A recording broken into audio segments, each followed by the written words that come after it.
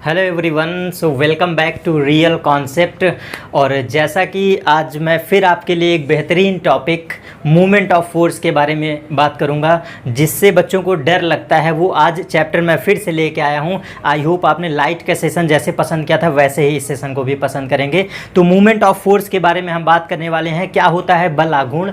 तो ये हमारा टॉपिक है और बिना टाइम को वेस्ट किए बिल्कुल टू द पॉइंट बात करते हुए इस चैप्टर को हम क्या करेंगे, ख़त्म करेंगे। ठीक है, तो हम आज जो बात करने वाले हैं बल आघूर्ण के बारे में, ठीक है, जिसे हम कहते हैं इंग्लिश में movement of force. Movement of force, ठीक है। और चलिए, जैसा कि मैं बार बार कहता हूँ यार, फिज़िक्स नाम से अपने आप को परिभाषित करती है, नाम से बिल्कुल क्लियर है। और मैं बिल्कुल टू द पॉइंट टॉपिक पर आता हूँ जिससे आपके सवाल सॉल्व हो जाएं। टॉपिक बहुत हैं, ढेर सारे हैं, छोटे छोटे टॉपिक, लेकिन हमें अच्छे से समझते चलना है, ठीक है। तो ये मूवमेंट ऑफ फोर्स करता क्या है, इसके नाम से क्लियर है, बल आघूर्ण। ध्यान से देखिए, लिखा है बल आघूर्ण। इसका मतलब ये है कि अगर आप किसी बॉडी में फोर्स लगाते हैं, किसी बॉडी में फोर्स लगाते हैं और एक फिक्स पॉइंट के अबाउट अगर बॉडी रोटेट करने लगती है, तो वो फोर्स, दैट फोर्स, वही आपका कहलाता है मूवमेंट ऑफ फोर्स। नाम से एकदम क्लियर है, बल प्लस आघूर्ण, मतलब ऐसा बल या किसी बॉडी में लगने वाला ऐसा बल जो या उस पॉइंट के अबाउट कंप्लीट पार्टिकल क्या करने लगे, रोटेट करने लगे, वो फोर्स कहलाता है बल आघूर्ण। तो ध्यान से देखिए, मैं छोटा सा बॉडी बना लेते हूँ। जैसे मान लीजिए हमारा कोई बॉडी है, ठीक है ना। आपके लिए मैं इसीलिए मतलब फिगर डिफरेंट बना रहा हूँ, बस आपको कॉन्सेप्ट क्लियर हो। कोई भी बॉडी हो सकती है, ये मान लीजिए हमारी कोई भी बॉडी है, ठीक है ना। हमने फोर्स अप्लाई किया, जैसे मान लीजिए हमने यहाँ पर फोर्स को अप्लाई किया। ध्यान से देखिए, हमने यहाँ पर फोर्स अप्लाई किया। अब आप मुझे बताओ इसका जो डायरेक्शन होगा, मतलब कि ये जो आप कह सकते हो फोर्स की जो लाइन होगी, जिस लाइन के अबाउट ये फोर्स वर्क करेगा, जिसको हम क्या कह सकते हैं, इसी लाइन के अबाउट तो फोर्स हमारा वर्क करेगा ना। अगर हम किसी बॉडी पर फोर्स अप्लाई करते हैं तो हम यहाँ पर अप्लाई करते हैं एफ फोर्स, तो इस बॉडी पर कहाँ कहाँ पर बल हमें लगेगा, कहाँ प्रतीत होगा, हमें कैसा सीम होगा, तो हम मान सकते हैं ना कि इस लाइन के अबाउट हम फोर्स अप्लाई कर रहे हैं। अब आप मुझे बताओ, हमने फोर्स अप्लाई किया और हमारे फोर्स के अप्लाई करने से हो क्या कि उस फिक्स पॉइंट के अबाउट बॉडी रोटेट करने लगे। मतलब किसी भी फिक्स पॉइंट के अबाउट क्या करने लगे, बॉडी रोटेट करने लगे। बाय द वे, जैसे हमने ये फोर्स माना है, ये फोर्स हमारा अप्लाई किए, ठीक है ना। यहाँ पर फोर्स लगाने से हुआ क्या कि ये बॉडी मान लो रोटेट करना शुरू कर दी। जैसे ऐसे समझो, हमने फोर्स अप्लाई किया, हो सकता है ये फोर्स लाइन हमारी यही होगी, ठीक है ना। हमारे फोर्स के अप्लाई करने से किसी फिक्स पॉइंट के अबाउट क्या करने लगी, बॉडी पूरा रोटेट करने लगा, मतलब बॉडी के पार्टिकल रोटेट करने लगे। वही फोर्स कहलाता है आपका क्या, movement of force. Movement of force का मतलब क्या है, फोर्स के लगने से किसी फिक्स पॉइंट के अबाउट क्या हो, बॉडी रोटेट करने लगे। अब ऐसा समझो, जैसे मान लो ये हमारा मार्कर है, ठीक है ना। यहाँ पे हम मान लो कोई गोल ऐसे बॉल इसके ऊपर इमेजिन कर लेते हैं, समझ रहे हैं, ऐसे बॉल इमेजिन कर लेते हैं। हमने थोड़ा सा फोर्स यहाँ पर लगाया, तो उस फोर्स के अबाउट करने के बाद क्या होगा, हम जैसे फोर्स लगाएंगे ये बॉल तुरंत ऐसे ऐसे रोटेट करने लगेगी। क्यों? क्योंकि हमने फोर्स यहाँ पे अप्लाई किया, इसके अबाउट बॉडी क्या करने लगी, रोटेट करने लगी। तो फोर्स लगाने पर किसी फिक्स पॉइंट के अबाउट अगर बॉडी रोटेट कर जाती है तो वो बल आपका क्या कहलाता है, बल आघूर्ण कहलाता है। बहुत डीप में इसके बारे में बात करेंगे और इसका नाम क्लियर होता है, इसका रिप्रेजेंटेशन, इस टॉर्क, इस बल आघूर्ण को हम लोग टॉर्क से रिप्रेजेंट कहते हैं, जिसका सिंबल हम अपने जनरल भाषा में क्या यूज करते हैं फिजिक्स में, टॉर्क, TORQUE। टॉर्क मतलब होता है इस बल आघूर्ण का सिंबल। और टॉर्क जहां पर आपको सुनाई दे देना, आप समझ लेना कि जो हम पढ़ रहे हैं, जो स्टडी कर रहे हैं, वो रोटेशनल मोशन है। क्योंकि टॉर्क ही एक ऐसा फोर्स होता है, अगर इसके बारे में आप सुन लेते हो तो 100% श्योर डायरेक्ट समझ जाना कि वो बॉडी रोटेट कर रही है। क्यों? क्योंकि जिसका डेफिनेशन ही क्लियर कहता है, बल लगने से बॉडी क्या करे, घूम जाए। बल लगने से बॉडी घूम जाए, वही कहलाता है बल आघूर्ण। और आगे चलते हैं, इसके बारे में हम बहुत अच्छे से कॉन्सेप्ट समझेंगे क्योंकि इस पर बेस्ड बहुत सारे क्वेश्चन हैं, ठीक है। तो जैसे कि फिगर से बिल्कुल क्लियर है, आप ऐसे समझो फोर्स लगाए, बॉडी रोटेट कर गई, बस हो गया क्या आपका, ये आपका टॉर्क हो गया। लेकिन टॉर्क का मतलब क्या है, आखिर टॉर्क हम कैसे निकालते हैं, तो जान जाइएगा जो टॉर्क होता है ना, टॉर्क के लिए कंडीशन होती है फोर्स इनटू डिस्प्लेसमेंट या फिर फोर्स इनटू डी कह सकते हैं, फोर्स इनटू डी। सिर्फ अभी के लिए इस फॉर्मूले को रिमेंबर रखिए, इसको बहुत आसान तरीके से मैं समझाऊंगा। टॉर्क का मतलब होता है बल आघूर्ण, जिसे हम फाइंड आउट करना चाहते हैं। वो डिपेंड किस पर करता है? फोर्स वाले फैक्टर पर और बीच के डिस्टेंस पर। ये डिस्टेंस है क्या, ऐसे समझिए, जैसे मान लो ये बॉडी है, ठीक है, ये हमारी बॉडी है, हमने क्या किया, फोर्स को अप्लाई किया तो ये बॉडी क्या करने लगी, रोटेट करने लगी, ये बॉडी रोटेट करने लगी। तो क्या, कैसे हम अप्लाई करते हैं? मान लो कि ये हमारा कोई पार्टिकल है और क्या कर रहा है, इसके अबाउट बॉडी क्या कर रही है, रोटेट कर रही है। तो हमारा टॉर्क क्या होगा, जो टॉर्क आप लिखोगे, लगने वाला फोर्स और डिस्टेंस कहाँ से, जिस एक्सिस के अबाउट रोटेट कर रही है, जिस एक्सिस के अबाउट रोटेट कर रही है, बीच का डिस्टेंस आपका कहलाता है क्या, वही डिस्टेंस डी होती है। और एफ इंटू डी कर देना, यही आपका क्या हो जाएगा, टॉर्क हो जाएगा। टॉर्क के लिए दो फैक्टर सबसे इंपॉर्टेंट है, एफ इंटू डी। क्लियर है?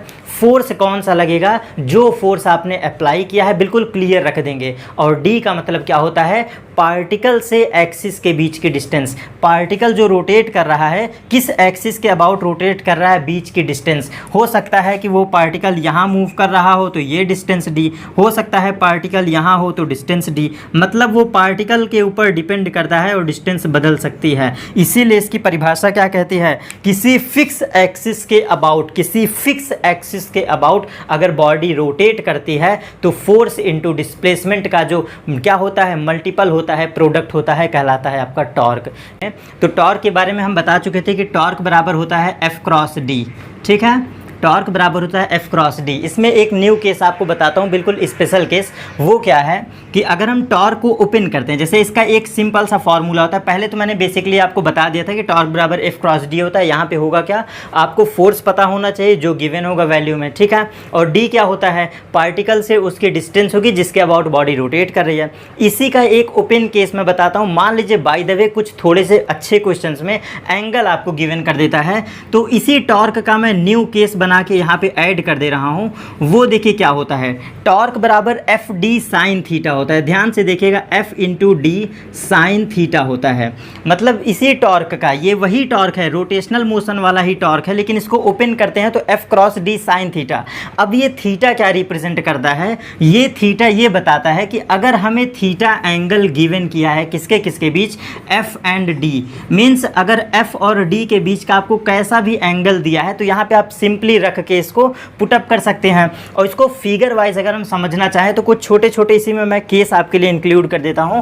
उन केस को आप ध्यान से समझ लीजिएगा। देखिए क्या है इसमें, F cross D sine theta. अब आपके दिमाग में ये भी बैठ जाना चाहिए, दो ही फॉर्मूले रोटेशन के कंप्लीट हैं। एक होता है टॉर्क बराबर एफ क्रॉस डी और इसका सेकंड केस होता है टॉर्क बराबर एफ डी साइन थीटा।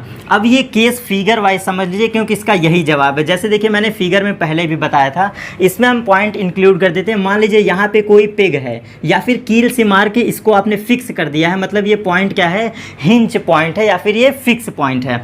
अगर हम यहाँ पे कोई एक एक्स्ट्रा फोर्स F लगाते हैं तो जाहिर सी बात है ये बॉडी रोटेट करेगी इस पॉइंट के अबाउट, ठीक है, रोटेशनल मोशन। और आपका टॉर्क निकाल सकते हैं बिल्कुल आसानी से। D क्या होता था वहाँ पर, ये डिस्टेंस D हो जाता था।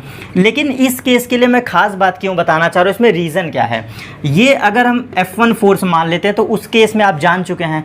नए केस की बात करें, मान लीजिए कोई फोर्स कुछ ऐसा है, मीन्स ये मैंने तिरछा फोर्स लगाया है, इसको क्या हम कहेंगे, जैसे कोई एक्सटर्नल फोर्स है आपका, कोई एक्सटर्नल फोर्स है और ये एक्सटर्नल फोर्स कैसे लग रहा है, ये तिरछे में लग रहा है, मीन्स कुछ इस तरीके से, या फिर जो भी आपका मन करे। बाय द वे आप ऐसे मान सकते हैं या फिर ऐसे मान सकते हैं, जो भी आपका मन करे। आप एक एग्जांपल ले लो, बस डायरेक्ट मैं एक पॉइंट आपको बताता हूँ। कभी भी जो टॉर्क उत्पन्न होता है, टॉर्क जो जनरेट होता है, वो सिर्फ और सिर्फ फोर्स का वही फैक्टर इंक्लूड होता है जो इस एक्सिस के परपेंडिकुलर हो। ध्यान से सुनिएगा, एफ क्रॉस डी का मतलब ही परपेंडिकुलर होता है। लेकिन डायरेक्ट केस में क्या बता रहा हूँ, फोर्स का वो फैक्टर, फोर्स का कोई एक फैक्टर आप मान लीजिए जो भी आपका है। जैसे मान लो ये आपका फोर्स है तो इसका जो फैक्टर होगा इसके परपेंडिकुलर, आपने वेक्टर फॉर्म में पढ़ा होगा। इसको हम दो पार्ट में फॉर एग्जांपल कर देते हैं। देखिए अगर हम इसका दो पार्ट करते हैं तो ये एंगल थीटा है तो क्या लिखोगे आप, एफ कॉस थीटा, और एक इसका एंगल क्या बन जाएगा, एफ साइन थीटा, ठीक है, एफ साइन थीटा।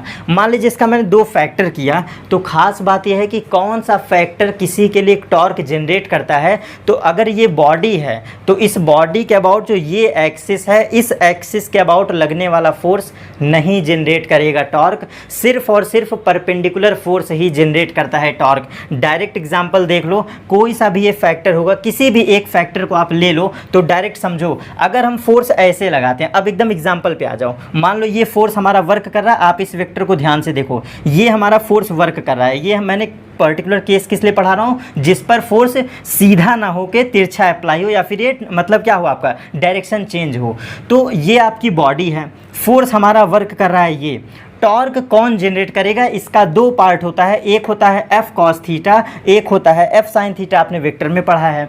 तो जो फोर्स इस एक्सिस के अबाउट वर्क करेगा, मतलब कोई भी एक्सटर्नल फोर्स, कैसा भी एक्सटर्नल फोर्स अगर इस लाइन के अबाउट है, मतलब एक्सिस के अबाउट है,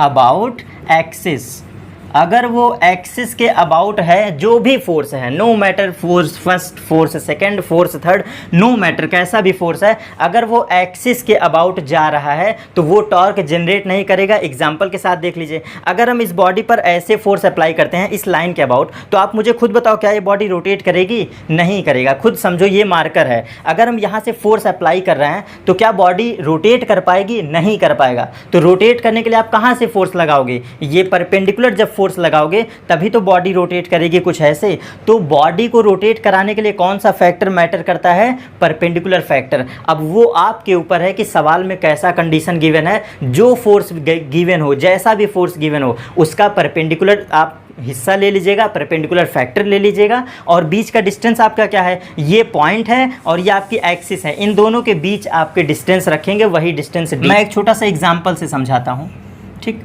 मान लो हमने फोर्स लगाया यहाँ पर, ये देखो हमने ये फोर्स लगाया यहाँ पर, कोई बॉडी है, मान लो कोई भी बॉडी है, हमने फोर्स यहाँ पे अप्लाई किया।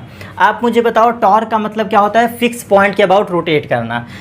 हम यहाँ पे फोर्स अप्लाई किए हैं, ठीक है ना। इस फोर्स के अप्लाई करने से मान लो हम फोर्स लगा रहे हैं और यहाँ पे कोई कील है, पिग है, इसको हमने फिक्स कर दिया, हथौड़ा मार के फिक्स कर दिया। अब आप मुझे बताओ, बस ये क्या कर सकते हैं? रोटेट कर सकते हैं ना। उस केस में आपने अगर फोर्स F लगाया है तो बॉडी कैसे रोटेट करेगी? नीचे से फोर्स लगाओ तो ये ऊपर जाएगा ना। तो क्या कर रहा है? फोर्स लगाने पर किसी फिक्स पॉइंट के अबाउट क्या कर जा रही है? बॉडी रोटेट कर जा रही है, यही कहलाता है आपका टॉर्क। तो हम क्या करते हैं? इस फोर्स की वैल्यू रखते हैं, और फोर्स का जो एक्टिंग लाइन है, मतलब फोर्स का जो एक्टिंग लाइन है, जिस लाइन के अबाउट वो फोर्स वर्क कर रहा है, वो फोर्स और जो एक्सिस है, बीच की डिस्टेंस d, बस इसी फिगर को हर जगह अप्लाई कर देना, इन्हीं का मल्टीपल क्या कहलाता है? टॉर्क कहलाता है। आई होप इससे बेहतरीन क्वेश्चन और एग्जाम्पल और नहीं हो सकता है। हर जगह आप लगा सकते हैं, बस ध्यान देना फोर्स लग कहाँ पे रहा है और बॉडी रोटेट किस पॉइंट के आप सापेक्ष करे, किस पॉइंट के अबाउट रोटेट करे। ये पॉइंट है हमारा पिग, जिसके अबाउट रोटेट करती है, दोनों के बीच परपेंडिकुलर डिस्टेंस। और ये क्या है आपका? ये एक्टिंग लाइन है। एक्टिंग लाइन मतलब आप समझो मेरे लैंग्वेज को, एक्ट लाइन है, जिसके अबाउट फोर्स एक्ट कर रहा है, फोर्स का एक्टिंग लाइन है ये, ठीक है। तो ये हो गया। अब यहाँ पे एक शब्द मैं आपको समझा दे रहा हूँ, रिमेंबर रखिएगा। क्लॉकवाइज जो हमारा क्या होता है, क्लॉकवाइज जो टॉर्क होता है, ये ऑलवेज निगेटिव माना जाता है। ये प्रूव है, मतलब ये रिजल्ट है, आप रिमेंबर रखो। डायरेक्ट क्लॉकवाइज मतलब समझते ही हैं आप, क्लॉकवाइज टॉर्क का मतलब होता है, क्लॉकवाइज टॉर्क का मतलब होता है आपको पॉजिटिव लेना है, ठीक है। अब ये क्लॉकवाइज का मतलब क्या होता है? जिस डायरेक्शन में हमारी घड़ी चलती है घर की, उसी को कहते हैं क्लॉकवाइज डायरेक्शन। अगर आपके फोर्स लगाने से बॉडी कैसे रोटेट कर रही है? क्लॉकवाइज डायरेक्शन में। और इस डायरेक्शन को देखो, ये कैसा है? क्लॉकवाइज है ना। नीचे से फोर्स लगा रहे हैं तो क्लॉकवाइज डायरेक्शन। तो क्लॉकवाइज डायरेक्शन होता है तो हम टॉर्क को कैसा लेते हैं? पॉजिटिव लेते हैं। और अगर यही फोर्स उल्टा हो जाए, छोटा सा एक एग्जाम्पल यहाँ पे देख लो। मान लो पिग हमारा यहाँ पे होता, कील, पिग का मतलब होता है कील। अगर कोई पॉइंट इसके अबाउट होता और यहाँ पर हम फोर्स अप्लाई करते, ध्यान से देखो, यहाँ पर फोर्स अप्लाई करते, तब क्या होता? तब ये बॉडी उल्टा रोटेट करने लगती। ये देख रहा है एंटी क्लॉकवाइज। तो एंटी क्लॉकवाइज टॉर्क जो होता है, एंटी क्लॉकवाइज जो टॉर्क होता है वो निगेटिव होता है। ठीक है, बस ये 2 पॉइंट याद रखिएगा। क्यों? क्योंकि टॉर्क का एक सीधा सा रूल कहता है एंटी क्लॉकवाइज का total torque is equal to clockwise का टोटल टॉर्क। मतलब कि पूरा कंप्लीट अगर आप टॉर्क निकालना चाहते हो तो राइट हैंड साइड में कोई सा भी रख लो, मतलब लेफ्ट हैंड वाला क्या एंटी क्लॉकवाइज टॉर्क और इज इक्वल टू बराबर होता है क्लॉकवाइज टॉर्क। क्योंकि कोई एक बॉडी अपने स्टेबल पोजीशन पर होने के लिए क्या करता है, या तो वो कुछ पार्टिकल क्लॉकवाइज करेंगे और कुछ पार्टिकल एंटी क्लॉकवाइज। आपको बस ध्यान क्या देना है कि अगर टॉर्क हमारा कैसा है क्लॉकवाइज, मतलब फोर्स लगाने से अगर क्लॉकवाइज डायरेक्शन में हमारा टॉर्क घूम रहा है, बॉडी रोटेट कर रही है, तो टॉर्क की वैल्यू अपने मन से क्या लिख दोगे, पॉजिटिव। और अगर फोर्स लगाने से बॉडी एंटी क्लॉकवाइज घूम रहा है, दोनों का एग्जांपल मैंने सामने लिखा है, यहां पर एंटी क्लॉकवाइज है इसलिए टॉर्क निगेटिव रखेंगे। ठीक है, और यहां पे फोर्स लगाने से बॉडी कैसी रोटेट कर रही है, क्लॉकवाइज, तो यहां पे क्या होगा, पॉजिटिव होगा। तो ये आप सेल्फ से समझ लोगे। और एक इक्वेशन कहती है, एक छोटी सी इक्वेशन टॉर्क के केस में कहता है कि एंटी क्लॉकवाइज का टोटल टॉर्क, मतलब समझ लीजिए एंटी क्लॉकवाइज का टोटल टॉर्क, ये है टॉर्क टोटल, ये इक्वल होता है क्लॉकवाइज टॉर्क टोटल के। मतलब कि जितना आपका टॉर्क क्लॉकवाइज होगा उतना ही एंटी क्लॉकवाइज होगा, क्योंकि हमारा जो नेचर होता है वो अप्लाई क्या करता है, बिल्कुल सेम रूल, हर एक पार्टिकल पर सेम रूल लगता है, जिसे हम इक्विलिब्रियम भी कहते हैं। तो ये वेक्टर क्वांटिटी है होने की वजह से कुछ रीज़न होते हैं। आपके लिए मैं बहुत डीप लेवल तक नहीं जा रहा हूँ, आपको बस मैं तरीका बता रहा हूँ। इसकी स्टडी आप और करोगे तो ये बहुत डीप लेवल तक है, लेकिन आपके क्वेश्चन सिर्फ इतने से हो जाने हैं, ये मेरा कॉन्फिडेंट है, इसीलिए मैं डायरेक्ट आपको बता रहा हूँ। ठीक है, अब आगे चलते हैं। जिसको प्रॉब्लम हो बस एक बार वीडियो बैक करके देख लीजिएगा, सारे कॉन्सेप्ट समझ में आ जाएंगे। टॉर्क निकालते कैसे हैं बस देख लेना, एक्टिंग लाइन कहां पर है और किसके अबाउट रोटेट कर रहा है, दोनों का मल्टीपल कहलाएगा आपका टॉर्क। बस यही याद रखना है। यहां पे आपसे ना एंगल देगा ना कुछ देगा, डायरेक्ट आपके क्वेश्चन सॉल्व हो जाएंगे। ठीक है, चलो अब और आगे चलते हैं। छोटा सा एक टॉपिक आप वेक्टर में पढ़ते हैं, जिसे हम लोग कहते हैं पैरेलल फोर्स, और हम एक कहते हैं अपोजिट फोर्स। मतलब हम कहना क्या चाह रहे हैं, लाइक पैरेलल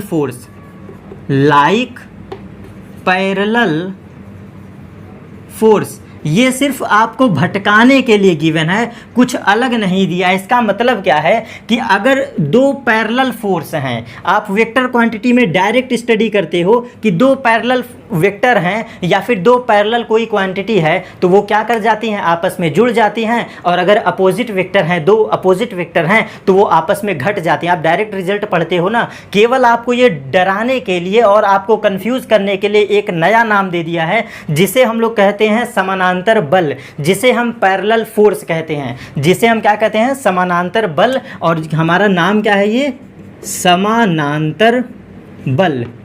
यार इसके नाम से क्लियर है, आपको बहुत अच्छे से पता होता है, बल हमारा वेक्टर क्वांटिटी है और ये समानांतर लिखा है। सीधी सी बात है, 2 कैसे भी फोर्स हैं, देखो ये ध्यान से देखो, 2 वेक्टर अगर डायरेक्शन में सेम होते हैं तभी तो आप कहते हो पैरेलल। तो जाहिर सी बात है वेक्टर का ये प्रोडक्ट है, ये कोई इस चैप्टर का टॉपिक थोड़ी ना है। 2 वेक्टर पैरेलल हैं तो रिजल्टेंट क्या होता है, A + B। सिंपल सी बात है, बिल्कुल डायरेक्ट, इसमें कोई कॉन्सेप्ट अफेस नहीं है। और आप कैसे पहचानते हो पैरेलल, डायरेक्शन सेम हो जाए और में भी मैग्नीट्यूड भी समान हो सकता है, नहीं भी हो सकता है, क्योंकि पैरेलल के पहचानने का सिर्फ एक तरीका होता है, वो है डायरेक्शन का सेम होना। ठीक है, डायरेक्शन का सिर्फ सेम होना ही क्या कहलाता है, पैरेलल वेक्टर। तो पैरेलल वेक्टर की खास बात क्या होती है, डायरेक्शन सेम हो तो आप कह सकते हो वो पैरेलल है। और अगर एकदम इक्वल पैरेलल करना है तो डायरेक्शन भी सेम होना चाहिए, मैग्नीट्यूड भी सेम होना चाहिए। इतना बेसिक नॉलेज तो आपको वेक्टर में होता है। तो ये टॉपिक जनरली आपका वेक्टर का है, लेकिन जानबूझ के यहाँ पर रख दिया गया है। इसी का एक टॉपिक हम और पढ़ते हैं, उसका नाम है अनलाइक पैरेलल फोर्स। उसका सेकंड नाम है अनलाइक, यहाँ पे अनलाइक कर दो, बस अन लिखा है बगल में लाइक, अनलाइक पैरेलल फोर्स। इसका मतलब होता है अदिश, अदिश बल हम कहते हैं, अदिश हिंदी में अगर हम बात करें तो अदिश। और यार जाहिर सी बात है आपको इतना तो बेसिक पता होगा, ये अनलाइक पैरेलल फोर्स है ना, इसका मतलब क्या है, अनलाइक, क्लियर से देखो, अनलाइक हमने समानांतर के केस में जान लिया क्या होता है, दो वेक्टर पैरेलल हैं तो a प्लस बी, और जाहिर सी बात है वेक्टर का सीधा सा रूल कहता है अगर दो वेक्टर आपस में अपोजिट हैं तो रिजल्टेंट क्या होता है, a माइनस बी। तो यहाँ पे डायरेक्ट देख लो, जैसे हमने ये समझाया है, आई होप हो सकता है कि कोई सेकंड वेक्टर है, मान लो ये वेक्टर a है और एक दूसरा वेक्टर है यहाँ पे जो कि b वर्क कर रहा है, दोनों का डायरेक्शन क्या है, चेंज है, तो यहाँ पे रिजल्टेंट आपका क्या हो जाता है, a माइनस बी। आखिर ये टॉपिक यहाँ पर क्यों रखा गया, क्यों रखा गया, इसका यूजेस क्या था? तो जाहिर सी बात है जब आप टॉर्क के क्वेश्चन सॉल्व करना तो वहाँ पे ध्यान से देखना, अगर दो पैरेलल, मैं मार्कर से समझा देता हूँ आप समझ जाओगे क्यों आखिर रखा गया, आपको इसका यूजेस पता होना चाहिए। अगर आप टॉर्क के क्वेश्चन सॉल्व कर रहे हो, किसी इक्वेशन को सॉल्व कर रहे हो, तो अगर दो पैरेलल फोर्स, ये क्लियर दिख रहा है कैमरे में, ठीक है, अगर ये दो पैरेलल फोर्स उस क्वेश्चन के दौरान सेम डायरेक्शन में है, मतलब एक फोर्स इधर है एक फोर्स इधर है, सेम डायरेक्शन है, तो आंसर आप क्या लोगे, resultant is equal to a plus B, दोनों का सम हो जाएगा, उसे हम कहते हैं लाइक पैरेलल फोर्स, जो कि पहले बताए थे। और अगर आप क्वेश्चन सॉल्व कर रहे हो उस समय क्या हो, अगर फोर्स, एक फोर्स ऊपर लग रहा हो दूसरा फोर्स नीचे लग रहा हो, तो आंसर आप क्या दोगे, एक फोर्स है अलग डायरेक्शन में, एक फोर्स है अलग डायरेक्शन में, तो इसे क्या कहते हो, अपोजिट वेक्टर कहते हो। और अपोजिट वेक्टर का रिजल्टेंट क्या होता है, a माइनस बी, जो वेक्टर बड़ा होता है बड़े में से छोटा घटा दिया जाता है, जाहिर सी बात है। और ये हमारा टॉपिक ये भी कंप्लीट हो गया, अनलाइक पैरेलल फोर्स। ये कोई क्वांटिटी नहीं था, न्यूमेरिकल में इसका सवाल लगवा दूंगा, एकदम फ्री हो जाओगे आप। बाकी ये कॉन्सेप्ट एकदम क्लियर कैसा है, सदिश और अदिश पर बेस्ड है, सिर्फ जानबूझ के यहाँ पर रखा गया था, ठीक है। तो आपको पता है कि दो पैरेलल वेक्टर दो अपोजिट वेक्टर कब होते हैं, अगर डायरेक्शन अपोजिट है तो that is called opposite vector. और रिजल्टेंट कैसे निकालते हैं, a माइनस बी, सिंपल सी बात है। क्यों a माइनस बी करते हैं, क्योंकि एक बड़े में से छोटा क्वांटिटी घटाते हैं, ये रीजन होता है, ठीक है। ठीक, चलिए अब इसके बाद हम चलते हैं बहुत अच्छे से टॉपिक पर, और यहाँ पे सवाल बड़े अच्छे आते हैं, ठहर के समझाऊंगा, स्थिर मतलब क्या करेंगे, बिल्कुल अच्छे से समझेंगे, ठहराव के साथ समझेंगे, यहाँ पर क्वेश्चन बड़े बेहतरीन आते हैं। तो चलिए हम बात करने वाले हैं अब बलयुग्म के बारे में, कपल क्या होता है, कपल क्या होता है, ठीक। और यार यहाँ पे बहुत अच्छे से समझाऊंगा, आई होप शायद ये भूलोगे नहीं आप। कपल क्या होता है, आप बहुत नाम सुने होंगे, वैसे कपल का मतलब आप समझ जाओगे मैं किस सेंस में कहना चाह रहा हूँ। कपल का मतलब यार जोड़ा ही होता है, अब आप समझ रहे हो। आजकल के मॉडर्न युग में बिल्कुल नामी चीज़ हो गए हैं, जैसे आपको बिल्कुल अच्छे से समझाऊँ, याद रखना। कपल किसको कहते हो, बाहर सड़क पे निकलते हो कपल किसे कहते हो, एक बॉय होता है एक लड़की होता है, आप आराम से कह देते हो ना कपल। लेकिन फिजिक्स में कैसे को रिलेट करें, ध्यान से समझना, फिजिक्स पढ़ रहे हो ना, वो कपल अलग चीज़ है, अभी के लिए उसको अलग रखो, लेकिन ये कपल समझाता हूँ बिल्कुल उसी तरीके से।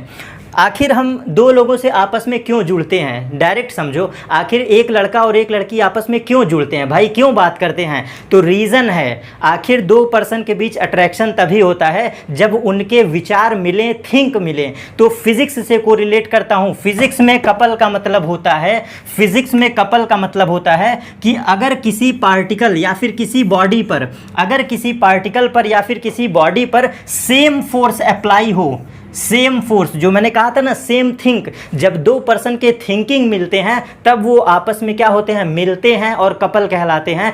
फिजिक्स में कपल का मतलब होता है कि सेम फोर्स तो हो लेकिन लगने वाला डायरेक्शन अपोजिट हो।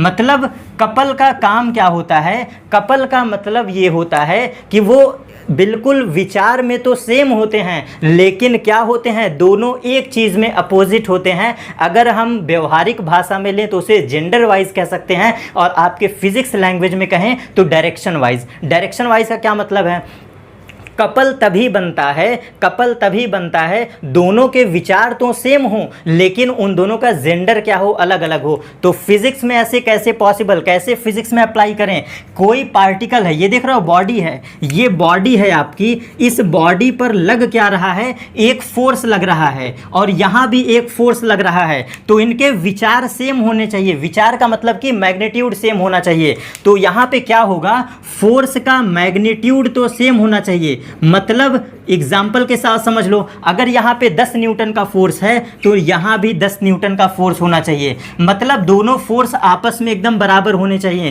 क्लियर, लेकिन डायरेक्शन में अपोजिट होने चाहिए, जिसको मैंने जेंडर से कोरिलेट किया। तो ये डायरेक्शन में अपोजिट लगने चाहिए। और अब एकदम अच्छे से आइए, कपल का मतलब क्या होता है? कपल का मतलब होता है कि आदमी घूम जाए। कपल का मतलब होता है घूम जाए। भाई कोई क्यों घूमता है, आपस में कोई क्यों घूमता है? तो देखो ऐसे घूमता है। इसका मतलब है कि जब एक फोर्स यहाँ से अप्लाई करेंगे और एक फोर्स यहाँ से अप्लाई करेंगे तो ये बॉडी क्या होगी, कुछ ऐसे घूमने लगेगा ना। इसी चीज़ को हम कपल कहते हैं, इसी चीज़ को हम कपल कहते हैं। और एकदम क्लियर, मैंने क्लियर कर दिया यहाँ पे इस टॉपिक को। कपल का मतलब ही यही होता है, फोर्स आपको एकदम सेम होना चाहिए। क्योंकि इस पर बच्चे कंफ्यूज क्या होंगे, बल ये भी है, टॉर्क ये भी है, और वहाँ भी टॉर्क पढ़े हो, लेकिन डिफरेंस क्या था? वहाँ पे आपको एक्सिस के अबाउट डिस्टेंस रखना था, लेकिन यहाँ पे क्या है, बॉडी के दोनों कॉर्नर पर सेम फोर्स लग रहे हैं, और बीच में जो डिस्टेंस होगा ये डिस्टेंस डी होता है, ये डिस्टेंस डी होता है। इस फोर्स को भी हम टॉर्क से ही रिप्रेजेंट करते हैं, जिसका पूरा नाम होता है बल आघूर्ण। इसको हम कहते हैं बलयुग्म का आघूर्ण। बलयुग्म मतलब कपल, बलयुग्म का आघूर्ण। घूमते तो ये भी हैं, ये जो है फोर्स के अप्लाई होने से घूमते तो ये भी हैं, लेकिन आपसे क्वेश्चन में क्या पूछेगा कि कपल का टॉर्क बताइए। किसका टॉर्क बताइए? कपल का टॉर्क। तो ये हम किसकी स्टडी कर रहे हैं? ये कपल का हम टॉर्क पढ़ रहे हैं, टॉर्क ऑफ कपल। आगे पीछे लिख दिया हूँ, स्पेलिंग में मत बिल्कुल ध्यान दीजिएगा। ये क्या है? टॉर्क ऑफ कपल लिखा है, आगे पीछे लिखे हैं, ठीक है ना। कन्फ्यूज़न नहीं होना चाहिए। पता चले कुछ लोग इसी में कमेंट कर दें कि सर आपने उल्टा लिख दिया है, ठीक है ना। इसमें कन्फ्यूज़ मत होइएगा। ये जो हम टॉर्क पढ़ रहे हैं ये कपल का टॉर्क है। और कपल में क्या खास कंडीशन है?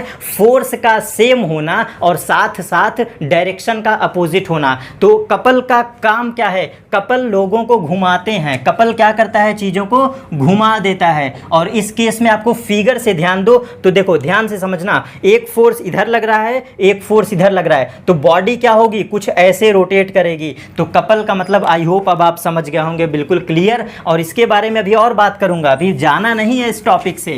कपल बहुत ही ज़बरदस्त टॉपिक है, इससे क्वेश्चन आते हैं आपके एग्जाम में, इसीलिए इतने आसान तरीके से समझा रहा हूँ। आई होप भूलना नहीं चाहिए कभी कपल, ठीक। तो कपल के लिए सबसे खास बात क्या थी? चलिए ये हम मान लेते हैं फोर्स F लग रहा है, ठीक है, और अपोजिट डायरेक्शन में फोर्स लगना चाहिए। मैग्नीट्यूड का मतलब आप समझते हैं, मैग्नीट्यूड का मतलब वैल्यू होता है, मैंने एग्जांपल से समझा दिया था। तो ये फोर्स और ये जो आपका कपल में जो फोर्स लग रहा है, दोनों फोर्स के बीच का परपेंडिकुलर डिस्टेंस, तो आपसे जब पूछेगा क्या, torque of couple, torque of couple, ये टॉर्क सिंबल है, मतलब बलयुग्म का आघूर्ण। हम पढ़ रहे हैं बलयुग्म का आघूर्ण, बलयुग्म का आघूर्ण। तो ये बलयुग्म का आघूर्ण क्या कहता है? दोनों फोर्स जो लाइक फोर्स हैं, लाइक फोर्स में से किसी एक फोर्स को रख दो और मल्टीप्लाई कर दो बीच के डिस्टेंस को, जिसे हम परपेंडिकुलर डी कहेंगे। ध्यान से समझना, ये मैंने क्या लिखा है? Perpendicular CLR। CLR का मतलब होता है परपेंडिकुलर। कहीं पर CLR मिल जाए तो समझ जाना वो क्या कहना चाह रहा है, परपेंडिकुलर डिस्टेंस। तो ये खास बात क्या है कपल के लिए? रिमेंबर चीज़ ये है कि जो एक्टिंग फोर्स है वो तो 100% है, अपोजिट होगा। एक फोर्स ये है, एक फोर्स ये है, तो दोनों फोर्स के बीच का परपेंडिकुलर डिस्टेंस, ये D आप देख रहे हो, ये D परपेंडिकुलर डिस्टेंस है। कैसे? एक फोर्स हमारा ऐसे है और एक फोर्स ऐसे है, तो दोनों के बीच परपेंडिकुलर डिस्टेंस क्या होगी? ये होगा। तो ये फॉर्मूला याद रखिएगा, आंसर इसी से आपका सॉल्व हो चुका है। क्वेश्चन को रीड करिए, आंसर आपके पास आ जाएगा, ठीक है। तो कपल का टॉर्क क्या होता है? Force into perpendicular distance. याद रखिएगा, फोर्स इनटू परपेंडिकुलर डिस्टेंस। और वहां पर क्या पढ़े थे? टॉर्क बराबर फोर्स इनटू डी। फैक्टर वही है, लेकिन बस समझने का तरीका अलग है, ठीक है। अब हम आगे चलते हैं। इसके बाद मैंने आपको पहले बता चुका है कि अगर टॉर्क हमारा क्लॉकवाइज है तो देन टेक पॉजिटिव टॉर्क, और अगर हमारा टॉर्क एंटी क्लॉकवाइज है तो then we take negative torque, ठीक है, क्लियर। अब और आगे चलते हैं। अब जो टॉपिक बताने वाला हूँ एकदम मस्त मस्त से समझिएगा। केवल 5 मिनट का टॉपिक और बचा है जिसे हम लीवर कहते हैं। आपके पॉलिटेक्निक का सबसे बेहतरीन टॉपिक है जिसे हम लीवर कहते हैं और हिंदी में इसे हम उत्तोलक कहते हैं। आखिर उत्तोलक क्या है इसके बारे में बिल्कुल इन शॉर्ट पढ़ाऊंगा। आपको वहाँ पे ऑब्जेक्टिव क्वेश्चन सॉल्व करना है, ना कि नोट्स लिखना है। बिल्कुल फास्ट वे में समझाऊंगा कुछ एग्जाम्पल के साथ। लीवर का मतलब होता है उत्तोलक, ठीक। लीवर का मतलब होता है उत्तोलक। आखिर उत्तोलक क्या है ये ऐसे समझ लीजिए कि हमारे एवरीडे लाइफ में यूज़ होने वाले मशीन हैं।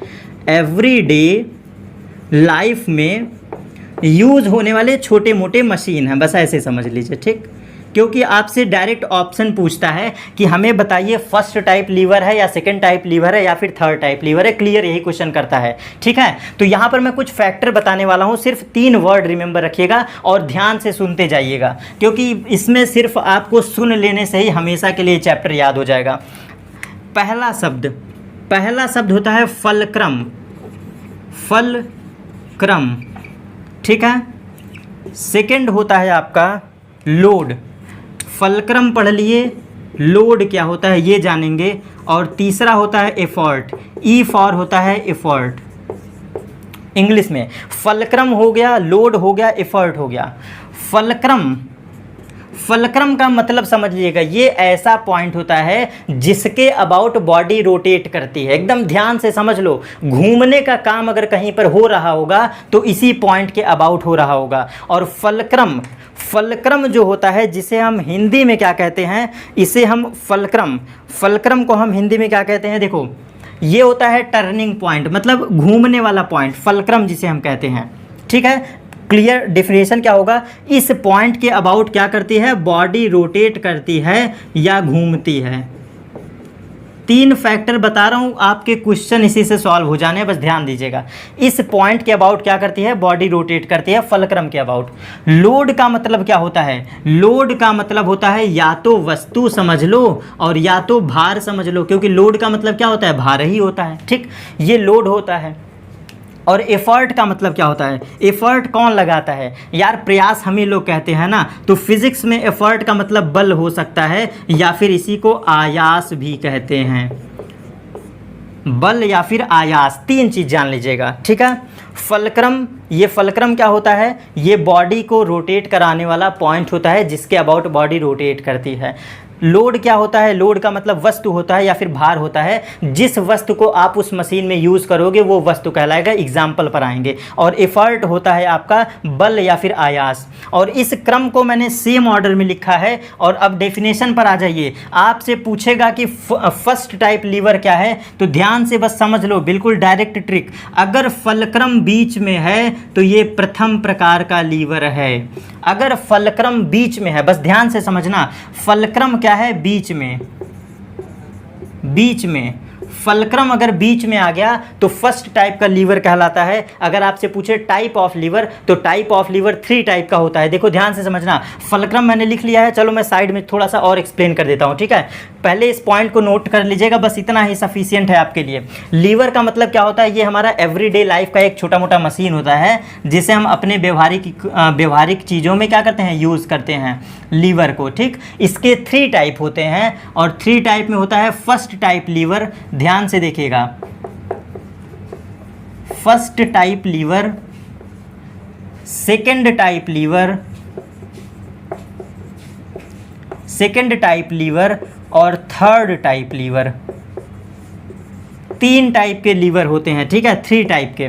और इससे ज़्यादा कोई लीवर पाया भी नहीं जाता है। क्लियर समझना, इससे ज़्यादा पाया भी नहीं जाता है। बहुत लोग आपको कंफ्यूज करने के लिए दे देंगे, क्लियर समझिएगा। और इस ऑर्डर को याद रखिए, जिस ऑर्डर को मैंने ट्रिक बैठाया है, FLE, ध्यान से समझिए, ये क्या है आपका FLE।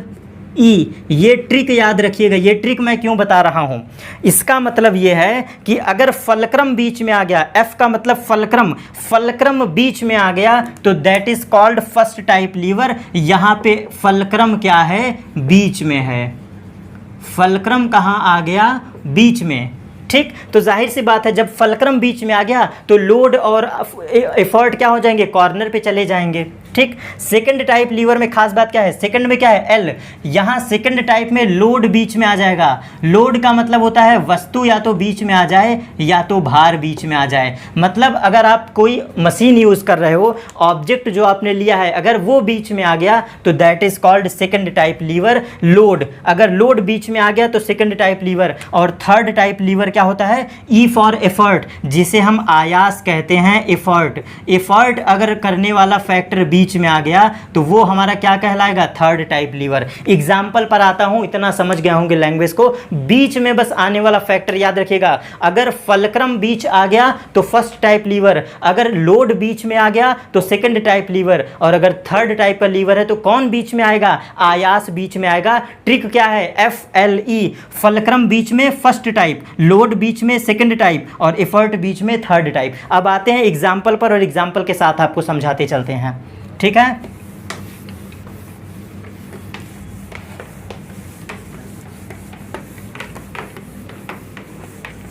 चलिए कुछ ढेर सारे एग्जाम्पल मैंने ले आया है और अब एग्जाम्पल पर बात करते हैं। सीजर, सीजर जिसे आप कैंची कहते हैं, ठीक है। इंग्लिश में बोल दूंगा, आप नोट कर लीजिएगा, स्पेलिंग वगैरह के मिस्टेक के लिए पहले से सॉरी, ठीक है। कैंची आप जानते हैं ना अपने व्यवहारिक भाषा में, कैंची। सीजर जिसे हम कहते हैं, सीजर, ये आपका फर्स्ट टाइप का होता है। आखिर बताओ कैसे, कैंची का फिगर याद करो जरा। कैंची आपकी कुछ ऐसे होती है, ठीक है, यहाँ पे पकड़ने वाला होता है, समथिंग कैंची ऐसे होती है ना। अब आप मुझे बताओ ये फलक्रम बीच में है कि नहीं, ध्यान से बताओ। कैंची में यहाँ पे आप पकड़ते हो, मुझे बताओ हाथ से फोर्स लगाते हो ना, तो एफर्ट कहाँ है, किनारे है। फोर्स क्या है, एफर्ट। एफर्ट ही हमारा बल है, जिसे हम आयास कहते हैं, वही हमारा बल है। तो आप हाथों पे बल लगाते हो, ध्यान देना। और यहाँ पर क्या रखते हो, जिस चीज़ की कटाई करते हो, फॉर एग्जांपल मैं कागज ले लूँ या कपड़ा ले लूँ, तो आप यहाँ पे क्या रखते हो, वस्तु रखते हो, लोड रखते हो। तो आप मुझे बताओ ये क्या है, फलक्रम बीच में है कि नहीं। देखो किनारे, यहाँ कैंची के कॉर्नर पे क्या है, वह ऑब्जेक्ट है, और आप फोर्स कहाँ से लगा रहे हो, साइड से। तो बॉडी रोटेट कहाँ से करती है, ये है फलक्रम। फलक्रम, फलक्रम अगर बीच में आ जाए तो किस टाइप का लीवर, फर्स्ट टाइप का लीवर। और एग्जांपल देख लो, प्लास। प्लास आपको याद होगा, प्लायर्स जिसको कहते हैं, जिससे हम घर में यूज़ करते हैं वायर वगैरह, प्लायर जिसे हम प्लास कहते हैं। प्लास का भी फिगर ध्यान से देखो तो कुछ ऐसे होता है, साइड में आपको हाथ पकड़ने वाला होता है, ठीक है, बीच में बॉडी रोटेट करती है और इसके अबाउट कुछ ऐसे बना होता है, ध्यान से।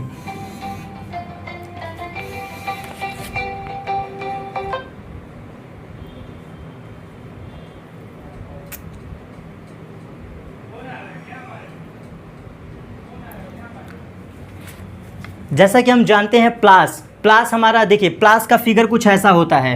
प्लास में क्या होता है, ध्यान से समझिएगा, बीच में हमारा क्या होता है, बॉडी रोटेट करती है। प्लास, ये देखिए प्लास है। प्लास में आप फोर्स कहाँ से लगाते हो, साइड में, और यहाँ पे क्या रखते हो, या तो वायर रखते हो या तो ऑब्जेक्ट रखते हो। बस ध्यान से देख लो यार, क्लियर कॉन्सेप्ट, एकदम क्लियर।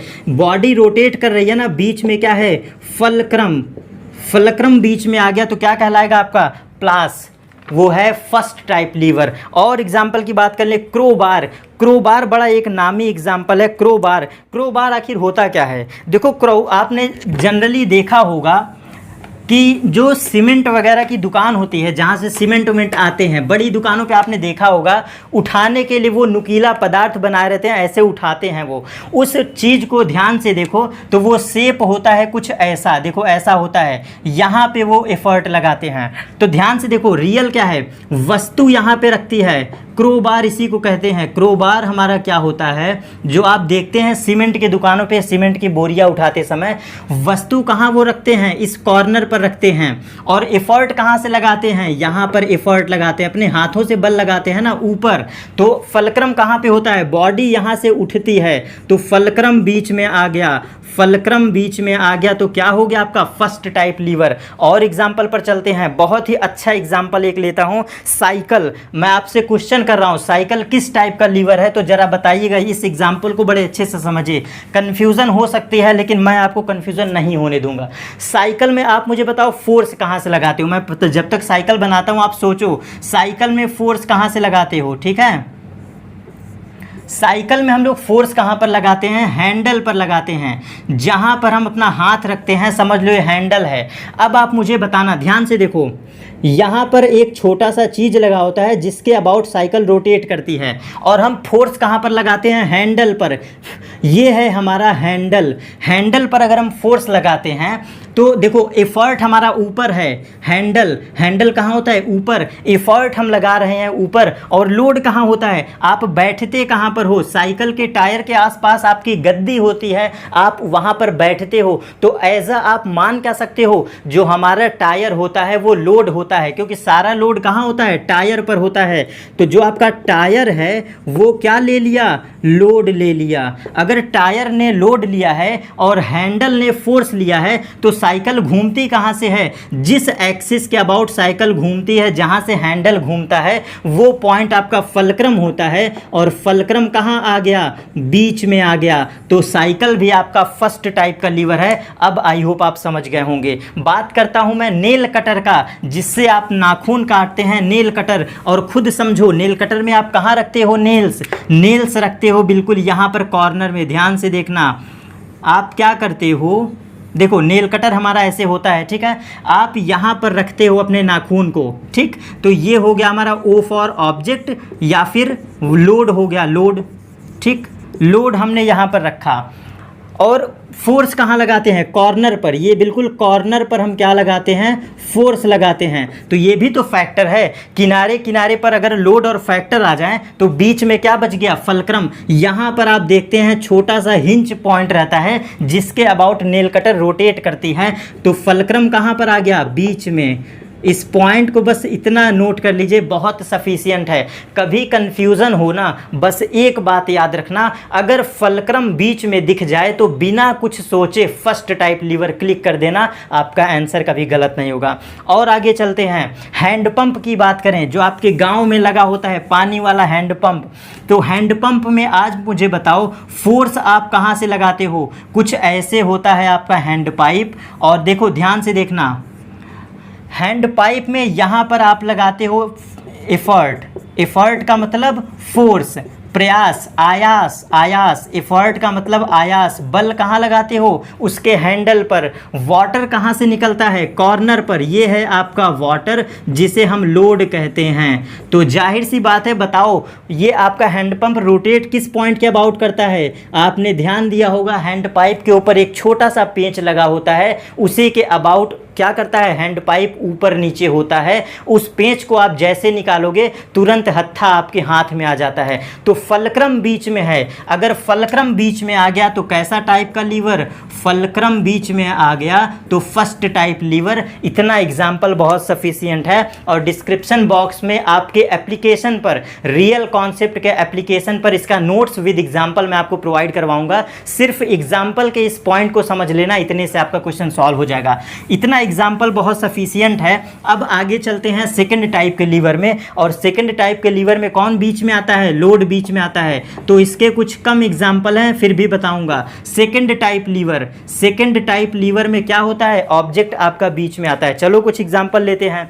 आपने देखा होगा जो नींबू निकालने वाली मशीन होती है, या फिर सुपारी काटने वाली मशीन। ध्यान से समझ, जिसे हम लोग सरौता कहते हैं। तो आ जाओ, देखो सरौता का शेप कैसे होता है? ऊपर इसमें बना होता है क्या? आपका कट करने वाला धार। और हम ऑब्जेक्ट कहाँ रखते हैं? नीचे रखते हैं। बड़ा ध्यान से समझना, कुछ इस तरीके का होता है सरौता। और ध्यान दो, इस पॉइंट के अबाउट रोटेट करता है ना, बिल्कुल कॉर्नर में होता है फलक्रम होता है बिल्कुल कॉर्नर में। और हम फोर्स कहाँ पर लगाते हैं? कॉर्नर पर। यहाँ पर हम आयास लगाते हैं। अगर आपने सरौता कभी देखा होगा पान के दुकानों पर या फिर घर में, तो हम ऑब्जेक्ट कहाँ रखते हैं? अब जरा आ जाओ, आप सुपारी को कहाँ पर रखते हो? बिल्कुल बीच में रखते हो। तो ये सुपारी आपकी क्या है? ऑब्जेक्ट है, या फिर ये लोड है। तो लोड अगर बीच में आ गया तो क्या कहलाएगा? Second type lever. अगर ऑब्जेक्ट बीच में आ जाए, लोड बीच में आ जाए, तो क्या कहलाता है? Second type lever. और सरौता रोटेट कहाँ है? देखिए, this point is fulcrum, this point is object. और फोर्स कहाँ पर लगाते हो? हाथ यहीं पर रखते हो ना। तो ये है आपका सेकंड टाइप लीवर। सेम इसी कॉन्सेप्ट पर नींबू की मशीन भी वर्क करती है। आपने देखा होगा घर में एक छोटा सा हम लोग इंस्ट्रूमेंट यूज़ करते हैं जो कि नींबू का रस निकालता है। आप क्या करते हो? कुछ ऐसा बना होता है, ऐसे छन्नी टाइप इसका बना होता है। और यहाँ पर हम रखते हैं नींबू को। और इसके बाद क्या करते हैं? यहाँ के अबाउट ये बॉडी रोटेट करती है, जिसे हम फलक्रम कहते हैं। और फलक्रम के अबाउट रोटेट करता है। फोर्स कहाँ पर लगाते हो? कॉर्नर पर फोर्स लगाते हो। बीच में यहाँ पर नींबू क्या होता है? यहाँ से निकलता है। तो ये क्या है? सेकंड टाइप लीवर है, ठीक है। और अगर हम बात करते हैं, आपने देखा होगा हमारे घरों के आसपास एक गाड़ी होती है जिसमें हम कूड़ा ढोते हैं। कूड़ा मतलब वेस्ट मटेरियल। वेस्ट मटेरियल ढोने वाली जो गाड़ी होती है, आपने देखा होगा कुछ ऐसे बना होता है। वो वेस्ट मटेरियल वाली जो गाड़ी होती है कुछ ऐसे बनी होती है और यहाँ पर लगा होता है पहिया आपका, ठीक है। कुछ ऐसे लगा होता है पहिया। आप मुझे बताना, आप फोर्स लगा के उठाते कहाँ पर हो? यहाँ पर हम लगाते हैं फोर्स। क्यों? क्योंकि जो वेस्ट मटेरियल वाली गाड़ी होती है, साइड में हमारा हैंड दिया होता है जहाँ पर हम हाथ रख के क्या लगाते हैं? फोर्स लगाते हैं। और फोर्स लगाने का मतलब क्या है? एफर्ट। एफर्ट का मतलब फोर्स। मैंने लिखा था ना, बल या फिर आयास। तो ये हमारा एफर्ट है। ये हमारा क्या है? एफर्ट है। और ये बॉडी रोटेट किसके अबाउट करती है? ये है आपका फलक्रम। फलक्रम पहिया के अबाउट ही तो ये बॉडी रोटेट करती है। इस पहिए के ही आधार पे तो गाड़ी चलती है। ऑब्जेक्ट कहाँ पर आ गया? यहाँ पर आप ऑब्जेक्ट रखते हो। इस बीच वाले खाली जगह में क्या रखते हो आप? लोड रखते हो। तो बस 3 फैक्टर ध्यान देना है। फलक्रम कहाँ पर है, एफर्ट कहाँ पर है, लोड कहाँ पर है। और अगर लोड बीच में आ गया तो सेकंड टाइप लीवर। और सबसे लास्ट में बात करते हैं थर्ड टाइप लीवर का।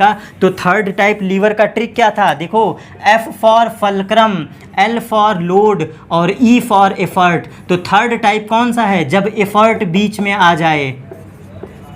जब एफर्ट क्या हो जाए? बीच में आ जाए। और एफर्ट के बीच में आने की वजह से क्या होगा? Third type lever. और इसका एग्जाम्पल क्या है? Fishing rod. आपने देखा होगा मछली पकड़ने वाला जो फिशिंग रॉड होता है, fishing rod, fishing rod, fishing rod आपने देखा होगा यहाँ पर फलक्रम होता है जिससे हम फोर्स लगाते हैं। छोटा सा यहाँ पर पहिया लगा होता है, फिशिंग रॉड, जिससे हम मछली पकड़ते हैं। फिशिंग रॉड में होता क्या है? ऑब्जेक्ट आपका यहाँ पर होता है या फिर लोड आपका यहाँ पर। मछली कहाँ पकड़ते हो? लोड आपका कॉर्नर पे। और ये क्या है आपका? ये है आपका, ये है फोर्स, यहाँ पर अप्लाई करते हो, ठीक। अब आप मुझे बताना, फिशिंग रॉड में आप क्या करते हो? इस पॉइंट के अबाउट फोर्स लगाते हो ना। हम क्या करते हैं? वहाँ पर रस्सी लपेटते हैं। तो कहाँ पर लपेटते हो? ये हमारा जो एफर्ट है बीच में आ गया। एफर्ट, एफर्ट कहाँ पर? मिड में आ गया। तो ये क्या बचा? देखो, ऑब्जेक्ट हो गया और ये हमारा फिशिंग रॉड, ये एफर्ट हो गया। और साइड में हमारा क्या आ जाएगा? फलक्रम।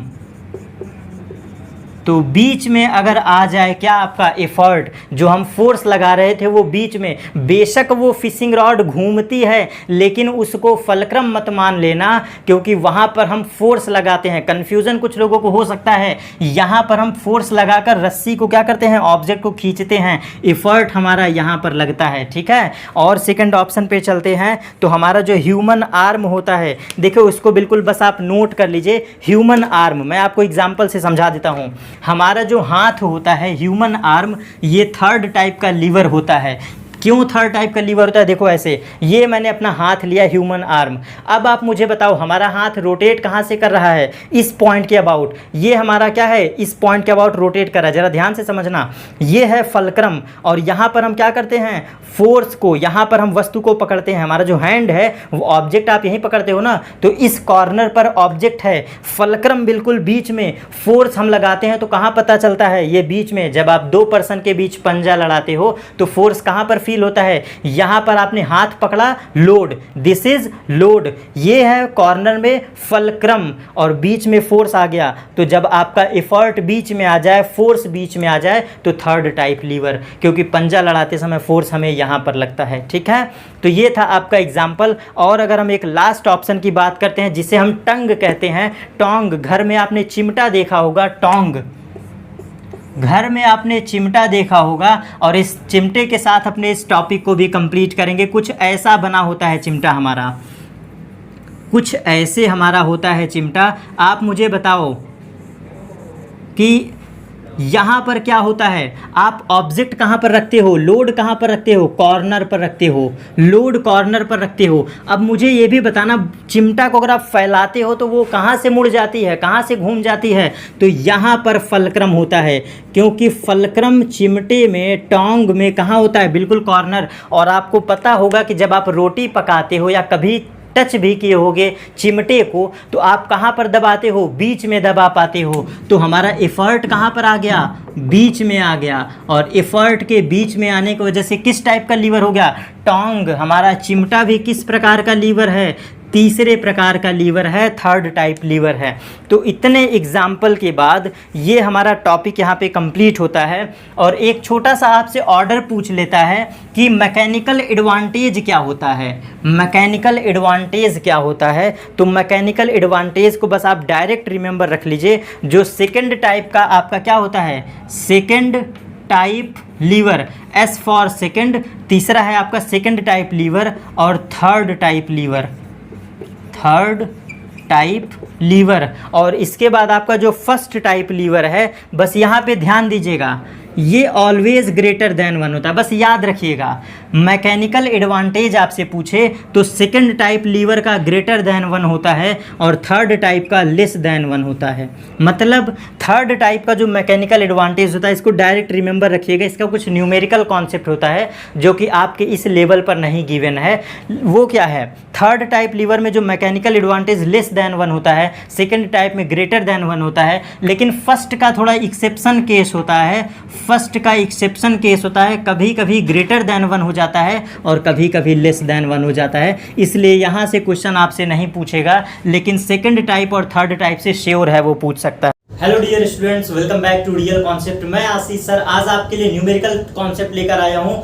बच्चों आपके लिए मोस्ट इंपॉर्टेंट लेक्चर है, मतलब आज का जो मैं डिस्कस कर रहा हूँ बहुत ही मोस्ट इंपॉर्टेंट न्यूमेरिकल लेक्चर है। जैसा कि मैंने आपको लीवर चैप्टर पढ़ाया था और लीवर चैप्टर के कुछ जबरदस्त न्यूमेरिकल जिसमें आप कंफ्यूज होते हो, जिसमें आप फंसते हो, उस पर मैं जिक्र करने वाला हूँ। और टू द पॉइंट बिल्कुल न्यूमेरिकल के साथ आपको कंसेप्ट समझाऊंगा। बस आपका काम सिर्फ इतना है कि इस सवालों को क्या करना है, समझना है। और क्या मैं कंसेप्ट दे रहा हूँ, कंसेप्ट सिर्फ और सिर्फ एक लाइन का है, यूज करने का तरीका बार बार अलग है। कंसेप्ट सिर्फ एक लाइन का है, यूज करने का तरीका बार बार सवालों में बदला जाता है और उसी पर बच्चे सवाल गलत करके चले आते हैं। चलिए कंटिन्यू करते हैं आज के अपने टॉपिक को, जो कि प्योरली हमारा न्यूमेरिकल बेस्ड है। और ये टॉपिक हमारा आज का होगा लीवर पर बेस्ड। क्या होता है लीवर, लीवर के बेस्ड सवालों को हम स्टडी करेंगे। सबसे पहला कंसेप्ट न्यूमेरिकल का, सबसे पहला कंसेप्ट एक टू द पॉइंट बिल्कुल मैंने पढ़ाया था, आज हम अगेन फिर से आपको बता रहे हैं। देखो मैकेनिकल एडवांटेज क्या होता है, यांत्रिक लाभ क्या होता है, क्लियरली बता रहा हूं। एक नंबर का सवाल ये आपसे पूछा गया है, यहीं से पहले थियोरेटिकल पोर्शन है, सिर्फ एक नंबर का, मेरे लिए मोस्ट इंपॉर्टेंट है इसलिए मैं आपको पढ़ा रहा हूं। मैकेनिकल एडवांटेज, इस बात को रिमेंबर रखिएगा, M for mechanical, A for advantage, ये ग्रेटर देन 1 होता है सेकंड टाइप लीवर के लिए। जो द्वितीयक उत्तोलक होता है या फिर सेकेंडरी टाइप का द्वितीयक उत्तोलक, मतलब जो सेकंड टाइप का उत्तोलक होता है उसका मैकेनिकल एडवांटेज ग्रेटर देन 1 होता है। बस यही बात रिमेंबर रखिएगा, सवाल आपसे पूछा हुआ है। और मैकेनिकल एडवांटेज लेस देन 1 किसका होता है, ये होता है टर्सरी। टर्सरी मतलब थर्ड टाइप, जिसे हम तृतीय प्रकार का क्या कहते हैं, उत्तोलक। तृतीय प्रकार का उत्तोलक, हमारे उत्तोलक 3 टाइप के होते हैं। बस ये 2 पॉइंट रिमेंबर रखिएगा। और इसके बाद एक बात बताता हूं, मैकेनिकल एडवांटेज जो होता है, मैकेनिकल एडवांटेज, इसकी बड़ी खास बात क्या है कि मैकेनिकल एडवांटेज जो फर्स्ट टाइप लीवर होता है, कहोगे सर ने तो ये पढ़ाया ही नहीं। फर्स्ट टाइप लीवर इतना यूनिक टाइप का लीवर होता है, इसकी सबसे खास गुण है, सबसे क्वालिटीज क्या है कि ये ग्रेटर देन 1 भी हो सकता है, लेस देन 1 भी हो सकता है, इक्वल टू 1 भी हो सकता है। अगर मैं बहुत लेवल की बात करूं, मैं आगे आपको समझाऊंगा और किसी मतलब शॉर्ट वीडियो में या फिर और नेक्स्ट लेक्चर में। बस की पॉइंट आप रिमेंबर रखिए, फर्स्ट टाइप का जो लीवर होता है इसका मैकेनिकल एडवांटेज ग्रेटर देन 1 भी हो सकता है, मतलब इसका मैकेनिकल एडवांटेज ग्रेटर देन 1 भी हो सकता है, लेस देन 1 भी हो सकता है और इक्वल टू 1 भी हो सकता है। तो अगर आपसे सवाल पूछेगा तो वो इस टाइप सेकंड और थर्ड पर पूछेगा, फर्स्ट में कंफ्यूजन है इसलिए वो नहीं पूछेगा। इसके बारे में बहुत डीप में अगर आपको स्टडी करना है, मैंने पढ़ाया है फिजिक्स डोनर पर, वहां पर आप स्टडी कर सकते हैं। तो ये बस की पॉइंट आप रिमेंबर रखिएगा, जो कि ये 2 लाइन आपके लिए इंपॉर्टेंट है। मैकेनिकल एडवांटेज ग्रेटर देन 1 द्वितीय उत्तोलक and mechanical advantage less than 1 तृतीय प्रकार का उत्तोलक, टर्सरी टाइप का उत्तोलक। अब हम बात करते हैं न्यूमेरिकल पर। देखो यहाँ पर जो सवाल पूछे हैं ना, आप सवालों को स्टडी करते हो, संतुलन अवस्था की बात करता है। संतुलन मतलब इक्विलिब्रियम स्टेट। और यहाँ पे सवाल क्या बनता है, फलक्रम कहीं बीच में होता है। फलक्रम फलक्रम हमारा कहीं बीच में होता है और दो हम लोड बोले तो वस्तु को वो किसी एक साइड क्या करता है, लटका देता है, हैंग कर देता है और आपसे इक्विलिब्रियम पोजीशन पूछता है कि ये थर्ड पॉइंट कहां पर इक्विलिब्रियम पोजीशन पर होगा या फिर उसका स्टेबल पोजीशन क्या हो सकता है। तो एक लाइन का कॉन्सेप्ट यहीं से मैं आपको समझाना स्टार्ट करूंगा। ऐसे कोई भी क्वेश्चन जो कि लीवर के सवाल हो, जहां पर लोड गिवन हो और आपसे इक्विलिब्रियम स्टेट का पॉइंट पूछे कि ये बिंदु यहां से कितने दूर है या फिर ये पॉइंट फलक्रम से कितने दूर है, और ये क्वेश्चन में कैसे कंसेप्ट लगाएंगे, एक लाइन का फॉर्मूला याद रखिएगा, टॉर्क बराबर एफ क्रॉस डी आपने पढ़ा है, टॉर्क बराबर एफ क्रॉस डी, और ये टॉर्क का ही हम रूल लगाते हैं, टॉर्क रूल। इसको देखो ये बुक में तो लिखा नहीं मिलेगा, बस समझाने के लिए मैं कह रहा हूं, ये हम टॉर्क रूल लगाकर सवालों को सॉल्व करते हैं। टॉर्क बराबर होता है फोर्स इंटू डी, और इस फोर्स को जो वस्तु दिया होता है ना, जो ऑब्जेक्ट दिया होता है लोड, तो लोड जो साइड पर हैंग करता है या लटकता रहता है, वहां पर हम इसको एज्यूम करते हैं mg की तरह, क्योंकि आपने पढ़ा है किसी वस्तु का वेट क्या होता है mg, और इसी mg को हम लोग स्टेबलाइज करते हैं d का मतलब डिस्टेंस, d का मतलब परपेंडिकुलर डिस्टेंस मत समझिएगा, मैं आपको तरीका सिखा रहा हूं। ये आपका मास है, मतलब वेट वाला mg, मास गिवन होगा तो g से मल्टीप्लाई कर दो, mg आ गया, और वेट गिवन है तो भार, ये आपका क्या है mg और d मतलब वेट, लोड मतलब वस्तु का भार, और d मतलब बीच का डिस्टेंस। इन्हीं दो का खेल करना है और इसी को आपको क्या करना है, स्टेबलाइज करना है। स्टेबलाइज हम बोले तो देखो आम भाषा में समझाता हूं, ऐसे समझो मैं आपके सामने कैमरे पर खड़ा हूं, समझना, अगर मेरे कोई इस हाथों पर और इस हाथों पर अगर ये हाथ मेरे पे कोई लोड दे दिया जाए तो मैं अपने आप को संतुलित करने के लिए यहां पर भी इक्वल मास को क्या करूंगा, हैंग कर दूंगा, लटका दूंगा। सेम यही समझो कि अगर मैं बीच में संतुलित चाह रहा हूं और यहां पर कोई वेट है तो यहां पे हम करेंगे क्या, सेम वेट यहां पर भी हम हैंग करेंगे, जिससे हमें स्टेबलाइज लगे, संतुलित हम हो जाएं। तो यही रूल बस क्या करना है, एप्लीकेबल करना है। टॉर्क बराबर एफ क्रॉस डी, और फोर्स को हम कैसे एज्यूम करेंगे, एज अ वेट एज्यूम करेंगे, एज अ वेट, मतलब ये आपको पता भी है कि ये एक प्रकार का फोर्स ही होता है mg, और इसी को स्टेबलाइज करना है बीच के डिस्टेंस के साथ, और सारे सवाल आपके सॉल्व हो जाएंगे। टू द पॉइंट में सवाल पे आता हूं। पहला सवाल आपकी स्क्रीन पर दिख रहा है, आप इसको फास्ट वे में स्टडी कर लीजिए। एक बार मैं आपको बता दे रहा हूं, मैं भी स्टडी करके, कि क्या इसमें इंपॉर्टेंट पॉइंट है। तो फर्स्ट सवाल हमारा कह रहा है कि कोई 2 मीटर का लंबा समदंड है, 2 मीटर लंबे समदंड का भार जो कि 40 ग्राम है, क्या है, 2 मीटर लंबे समदंड का भार 40 ग्राम है, और यह 40 सेंटीमीटर दूर स्थित खूंटियों पर रखा है। खूंटी मतलब किसी हैंगिंग पॉइंट पर वो रखा हुआ है, और यहाँ पे है क्या, एक सिरे पर 10 किलोग्राम का भार लटकाया जाता है, तो केंद्र से खूंटी की दूरी पूछा है। ऐसे समझो कि दो मास है 10 gram and 40 gram, 10 gram and 40 ग्राम का दो मास है, बीच का डिस्टेंस है 2 मीटर। अब देखो सवालों को कैसे सॉल्व करना है, क्या कहा है कि दो मास हैं, एक तरफ हम रख देंगे 10 ग्राम और एक तरफ हम रखेंगे 40 ग्राम, और ये 40 ग्राम, जो ये हमारा 40 ग्राम है, क्या सवालों में कह रहा है, ये रखा है आपका बिल्कुल मिड पॉइंट पर, मतलब समदंड जो है वो कहां पर रखा है, इसको एज अ फलक्रम वाला पॉइंट, मिड पॉइंट मान सकते हैं। ध्यान से समझिएगा सवालों को, दो मास है 10 ग्राम और 40 ग्राम, इसके बाद क्या कहा है कि 40 सेंटीमीटर दूर स्थित, जो कि ये 40 सेंटीमीटर दूर स्थित है। ऐसा समझो फुल डिस्टेंस, जो फुल लेंथ है, वो फुल लेंथ सवालों में पहले गिवन है कितना है, 2 मीटर है, मतलब कोई रॉड है वो फुल लेंथ कितना है, 2 मीटर है। ध्यान से समझते जाओ, 2 मीटर का कोई रॉड है। यहाँ पे उसने बोला क्या है सवालों में कि कोई एक ऐसा पॉइंट है जहां पे 40 ग्राम का मास लटका हुआ है, हैंग कर रहा है, और ये पॉइंट आपका दूर है कितना, 40 सेंटीमीटर दूर है किसी पॉइंट से, मतलब किसी उसके एक कॉर्नर से ये 40 सेंटीमीटर दूर है, ये आपके सवालों में कहा है। तो अब देखो है क्या, समदंड का भार गिवन है 40 ग्राम, समदंड का भार 40 ग्राम है। सवालों को ध्यान से पढ़ो, वेट क्या है 40 ग्राम। आप मुझे बताओ किसी रॉड मान लो या समदंड कुछ भी लो, आपको वेट एज्यूम करना होता है तो हम सेंटर पर एज्यूम करते हैं। आई होप ये आपको पता होगा।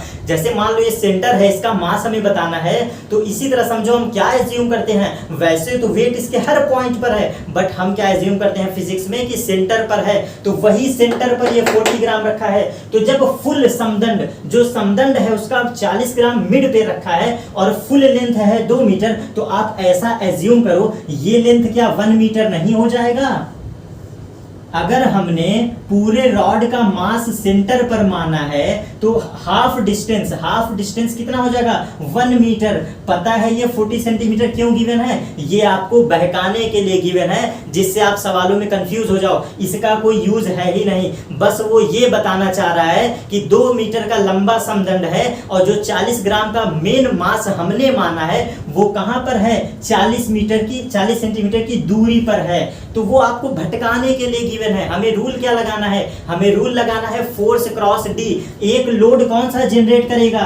ये 10 ग्राम वाला एक लोड जनरेट करेगा और 40 ग्राम वाला एक लोड जनरेट करेगा। अब हमारे पास एक मास यहां से निकलेगा mg की तरह, एक मास ये निकलेगा। अभी कंफ्यूजन है, कैसे स्टेबलाइज करें? सुनते जाओ शब्दों को, तभी कंसेप्ट समझ में आएगा। पहला सवाल है, तो हमने एज्यूम कर लिया कि ये मिड पॉइंट पर है। समदंड का भार कहां मानोगे? मिड पॉइंट पर। तो सेंटर पर 40 ग्राम है। आपसे वही पॉइंट पूछा है कि कहां पर ये समदंड हमारा स्टेबलाइज पॉइंट होगा।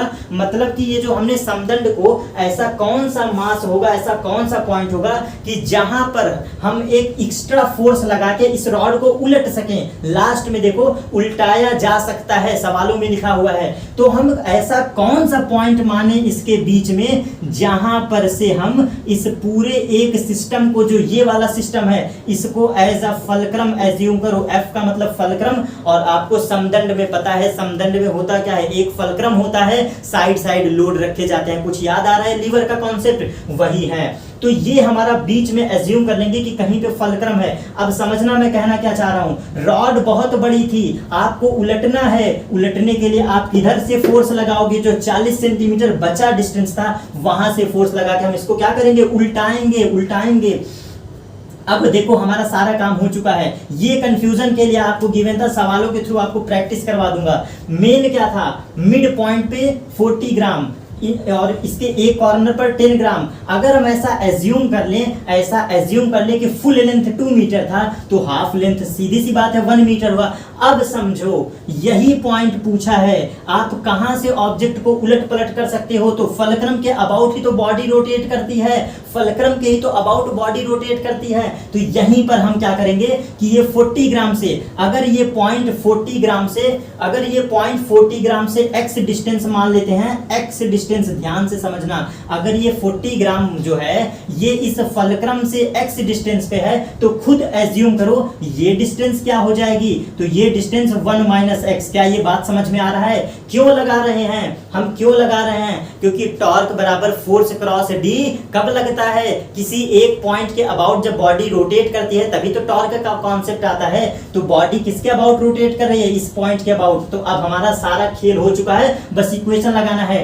टॉर्क बराबर एफ क्रॉस डी का हमें स्टेबलाइजेशन करना है। कैसे स्टेबलाइज करेंगे? फुल लेंथ 1 मीटर, यहां से हमने एज्यूम किया कि x दूरी पर ये फलक्रम है जिसके अबाउट हम फोर्स लगा के उलट पलट कर सकते हैं। तो समझो ये है एक mg मतलब ये वेट आपको गिवन है, यहां एक वेट गिवन है। हमें क्या करना था? टॉर्क बराबर F इंटू डी करना था। लगा दो रूल वही। क्या करेंगे? 1 माइनस एक्स। अब देखो ये सोल्यूशन 1 माइनस एक्स, ये डिस्टेंस बीच का, फलक्रम के बीच का 1 माइनस एक्स, और किस मास के लिए? 10 वाले मास के लिए इंटू 10 कर देंगे। और कैसे? ग्राम में लिख लो, इज इक्वल टू। इसके बाद क्या करेंगे? 40 ग्राम वाले के लिए ध्यान दो, टॉर्क बराबर F इंटू डी। तो F इंटू डी क्या करोगे? 40 ग्राम इंटू डिस्टेंस क्या है? x है। आप मुझे बताओ ये 40 ग्राम वाले के लिए डिस्टेंस क्या है? फलक्रम के अबाउट x है। तो इस वाले के लिए 1 माइनस एक्स। देख लो जरा मैंने क्या लगाया? फोर्स इंटू डिस्टेंस बराबर यहाँ पे क्या है? ये फोर्स इंटू डिस्टेंस। देख लो मैंने यही तो स्टेबलाइजेशन पोजीशन लगाया, F क्रॉस डी बराबर F क्रॉस डी।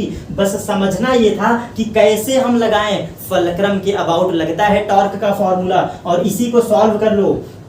इसी को सॉल्व कर लो। बहुत लोग एक सवाल भी करेंगे, सर यहाँ पे आप कैसे f को ग्राम में मान रहे हैं। देखो बेटा, आप अगर मास को ये ग्राम में गिवन है, यहाँ पे g से मल्टीप्लाई करते हो। देखो समझना, जब हम F बराबर mg रख रहे हैं, मैंने बोला था ना फॉर्मूले में F बराबर mg, m इंटू जी, तो ये 10 ग्राम क्या है, मास है। अगर आप यहाँ पे g से मल्टीप्लाई भी करते हो तो यहाँ भी g से मल्टीप्लाई करोगे, दोनों तरफ ये कट जाएगा, इसीलिए मैंने लिखा ही नहीं। तो हम क्या कर सकते हैं, फोर्स के स्थान पे अगर जरूरत हो तो g से मल्टीप्लाई करो, नहीं तो वो कैंसिल आउट तो हो ही जाएगा, क्योंकि दोनों तरफ इक्वल में है। तो यहाँ g लिखो या ना लिखो वो कैंसिल आउट हो जाएगा। तो फोर्स के स्थान पे डायरेक्ट हम मास से भी काम चला सकते हैं। लेकिन आप क्या करो, अपने कंसेप्ट को बिल्डअप करने के लिए g से मल्टीप्लाई कर लेना, बिल्कुल कॉपी में कर लेना। हमने लगा दिया है ये रूल। अब इसको सॉल्व करते हैं। 1 माइनस एक्स अपने जगह पर रहने दो, और 10 ग्राम है, 10 ग्राम से ये 40 ग्राम कट जाएगा 4 बार में। अब इसके बाद यहाँ से x की वैल्यू निकाल लो, तो क्या लिख सकते हैं, 1 minus X is equal to, 1 minus X is equal to क्या आएगा, उस तरफ आएगा 4x, और यहाँ से x की वैल्यू क्या आएगी, 1 बराबर 5x, देन x बराबर 1/5, जिसकी वैल्यू x बराबर 1/5। ध्यान से समझना, x बराबर ये बस इक्वेशन सॉल्व करना था, कितना बच्चों वाला इक्वेशन है, 1 minus X is equal to 4x। इसको आप बहुत बार सॉल्व किए होंगे। तो यहाँ से x की वैल्यू आई 1/5, तो 1/5, ये ध्यान दो मैंने सारी डिस्टेंस मीटर में रखा है, ऑप्शन आपको गिवन होगा सेंटीमीटर में। तो इसका मतलब क्या है, 1/5 मीटर का मतलब क्या है, 1/5 का मतलब है कि 20 सेंटीमीटर की बात हो रही है। डिवाइड कर लो इसको, या इसी को सेंटीमीटर में कन्वर्ट कर दो। तो 1 मीटर बराबर 100 सेंटीमीटर, तो यहाँ पे 100 से मल्टीप्लाई कर दो। मैंने क्या लिखा, 1/5 इंटू 1 मीटर बराबर 100 सेंटीमीटर, और 5 से ये कट जाएगा कितने बार में, 20 बार में, यही मैंने पहले लिख दिया। तो 20 इसका आंसर हो गया। क्या समझ में आया, 2 बार वीडियो को देख लीजिएगा, 100% समझ में आएगा। मैंने हर एक बेसिक पॉइंट को समझाया है। नहीं समझ में आया, सेकंड इक्वेशन के थ्रू समझिए। देखिए स्क्रीन पर सेकंड क्वेश्चन लग चुका है, अब आप सेकंड क्वेश्चन को रीड करिए, देन इसके बाद आगे उसको भी एक्सप्लेन करूंगा। कोई कंफ्यूजन नहीं होना चाहिए, बस एक कॉन्सेप्ट, टॉर्क बराबर F क्रॉस D का कॉन्सेप्ट, टॉर्क बराबर F cross D। Second question ध्यान से पढ़ना, कोई 6 मीटर लंबा क्या है, तख्ते का मध्य बिंदु, कोई 6 मीटर लंबा तख्ता, तख्ता मतलब इसको वुडन रॉड समझ लो, वुडन रॉड, इसका क्या है 1 सही 1/2, मतलब ये फ्रैक्शन फॉर्म में दिया है, 1 सही 1/2 फॉर्म में, जो कि ऊंचे धातु के पाइप पर आधारित है, कुछ ऐसा। चलो पढ़ने के लिए बस पढ़ लो, आगे बढ़ो। 6 मीटर का कोई वुडन ब्लॉक है, मतलब तख्ता है, इसके एक सिरे पर क्या है 40 ग्राम। बस ध्यान से देखो, सवाल ऐसे ही क्लियर हो जाएगा। मैंने पहले ही बता दिया है कि सीसा बेस्ड सवाल बनेगा। सीसा का मतलब ऐसे समझो मैं बीच में खड़ा हूं, एक तरफ इधर हैंगिंग होगा, एक तरफ इधर हैंगिंग होगा, यही सवाल तो बनाएगा। और फलक्रम के अबाउट क्या लगा दो, टॉर्क बराबर F क्रॉस D, बस यही तो सीखना है। सवालों को आगे पढ़ो, मैं बताता हूँ सारी चीजें। 40 ग्राम है और 20 ग्राम के 2 बालक हैं जो कि तख्ते के सिरों पर बैठे हैं। 40 ग्राम और 20 ग्राम के 2 बालक हैं जो कि तख्ते के सिरों पर बैठे हैं। क्वेश्चन को रीड करो। और 30 किलोग्राम के एक तीसरा बालक, 30 किलोग्राम के एक तीसरे बालक को तख्ते के मध्य से कितनी दूर बैठना चाहिए। कोई पर्सन है वो 30 किलोग्राम का है, उसको कहां पर बैठाएं जिससे पोजीशन बिल्कुल क्या हो, डिस्टरबेंस ना हो, ऐसे समझो। देखो सवालों में गिवन क्या था, 6 मीटर लंबा रॉड है, ये क्या है 6 मीटर लंबा वुडन रॉड है, मतलब तख्ता था।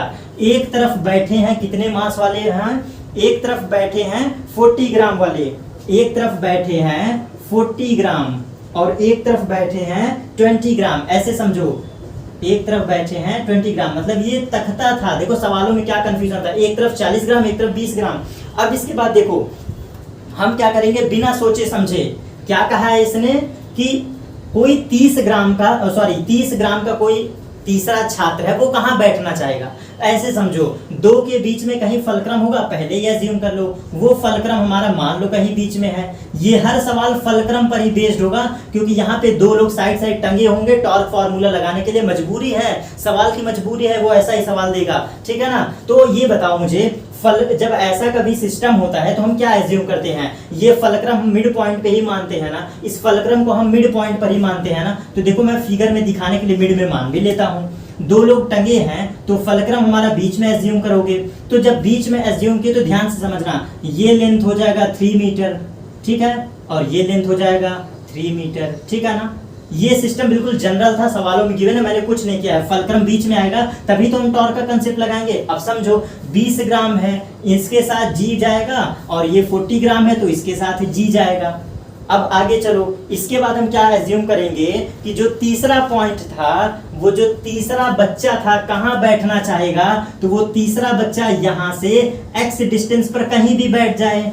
वो तीसरा बच्चा क्या है, फलक्रम से जब कहीं बैठना चाह रहा है, फलक्रम पर नहीं, उसका मास 30 ग्राम है, फलक्रम से कहाँ बैठा है, या तो इधर मान लो या तो उधर मान लो, नो प्रॉब्लम। तो हमने x मान लिया राइट साइड में। अब इसी पर कंसेप्ट लगा लो, यहाँ पे बैठे हैं तीसरे पर्सन वाले बच्चे, तो कैसे इसको स्टेबलाइज करें जिससे ये सारा सिस्टम क्या हो, बिल्कुल इक्विलिब्रियम पोजीशन पर रहे। तो ध्यान से समझना क्या करने वाला हूं। टॉर्क बराबर F क्रॉस D, टॉर्क बराबर F क्रॉस D, यही कंसेप्ट बस लगाना है। आप मुझे बताओ फलक्रम क्या है, मिड पॉइंट पे 3-3 मीटर कन्वर्ट हो गया। अब समझो तीसरा पर्सन कोई बैठने आया था ना, ये सी पॉइंट पर, सी पॉइंट पे कोई थर्ड बच्चा बैठने आया था, तो क्या एज्यूम करवाओगे, यहाँ पे वो बैठ जाए और सिस्टम कैसा हो, वो संतुलित ही रहे, मतलब स्टेबलाइज पोजीशन पर रहे, इक्विलिब्रियम पोजीशन पर रहे। कैसे कोई इक्विलिब्रियम रहेगा, तो इक्विलिब्रियम तब रहेगा जब इधर का फलक्रम का वेट और इधर का फलक्रम का वेट बैठने के बाद भी बराबर हो जाए। यही इक्वेशन लगा दो, यही हमारा आंसर था। मतलब हमें पूछा जो था सवालों में, उसके कहने का ये मतलब था, देखना मैं कहना क्या चाह रहा हूं कि ये क्या है 40, देखो फलक्रम पे इधर देखो कौन है, 40 ग्राम वाले हैं, और इंटू 3 टाइम्स मिड 4, टॉर्क बराबर F क्रॉस D। अब देखो 30 ग्राम का बच्चा था, क्या था 30 ग्राम का बच्चा, तो ये बराबर हो जाएगा। देखो इक्वेशन में क्या कर रहा हूं, 40 ग्राम इज इक्वल टू, ये फलक्रम के लेफ्ट साइड का देखो 3 मीटर वाला, तो ये वाला मैंने टॉर्क बराबर F क्रॉस D लगा दिया। ये बराबर होना चाहिए इक्विलिब्रियम केस के लिए। कैसे बराबर होगा, आसान वाला पहले लगाते हैं। 20 ग्राम गिवन है ना, तो 20 इंटू 20 के साथ कितना, इंटू 3, क्योंकि अगर इसको x वाले को थोड़ा छोड़ दो थोड़ी देर के लिए, तो क्या लिखा है 20 इंटू 3 लिखा है, मैंने लिख दिया 20 इंटू 3। अब देखो यहाँ पे प्लस, क्योंकि इसी साइड तो बैठा है कोई एक पर्सन, इसी साइड तो कोई बैठा है एक्स पर्सन, तो इसका मास कितना है वहां पे 30, उसने पहले से बोला है। तो अगर 30 बोला है तो 30 इंटू एक्स, क्योंकि फलक्रम के अबाउट हम क्या लगा रहे हैं, ये टॉर्क का फॉर्मूला। सॉल्व कर लो इस क्वेश्चन को, आंसर आ जाएगा 40 into 3 120 is equal to 60 and plus 30x। यहाँ से आंसर क्या निकल के आएगा, 120 में से 60 गया तो 60 इज इक्वल टू 30x। तो यहाँ से x की वैल्यू कितना निकला है, 2 मीटर, x की वैल्यू 2 मीटर।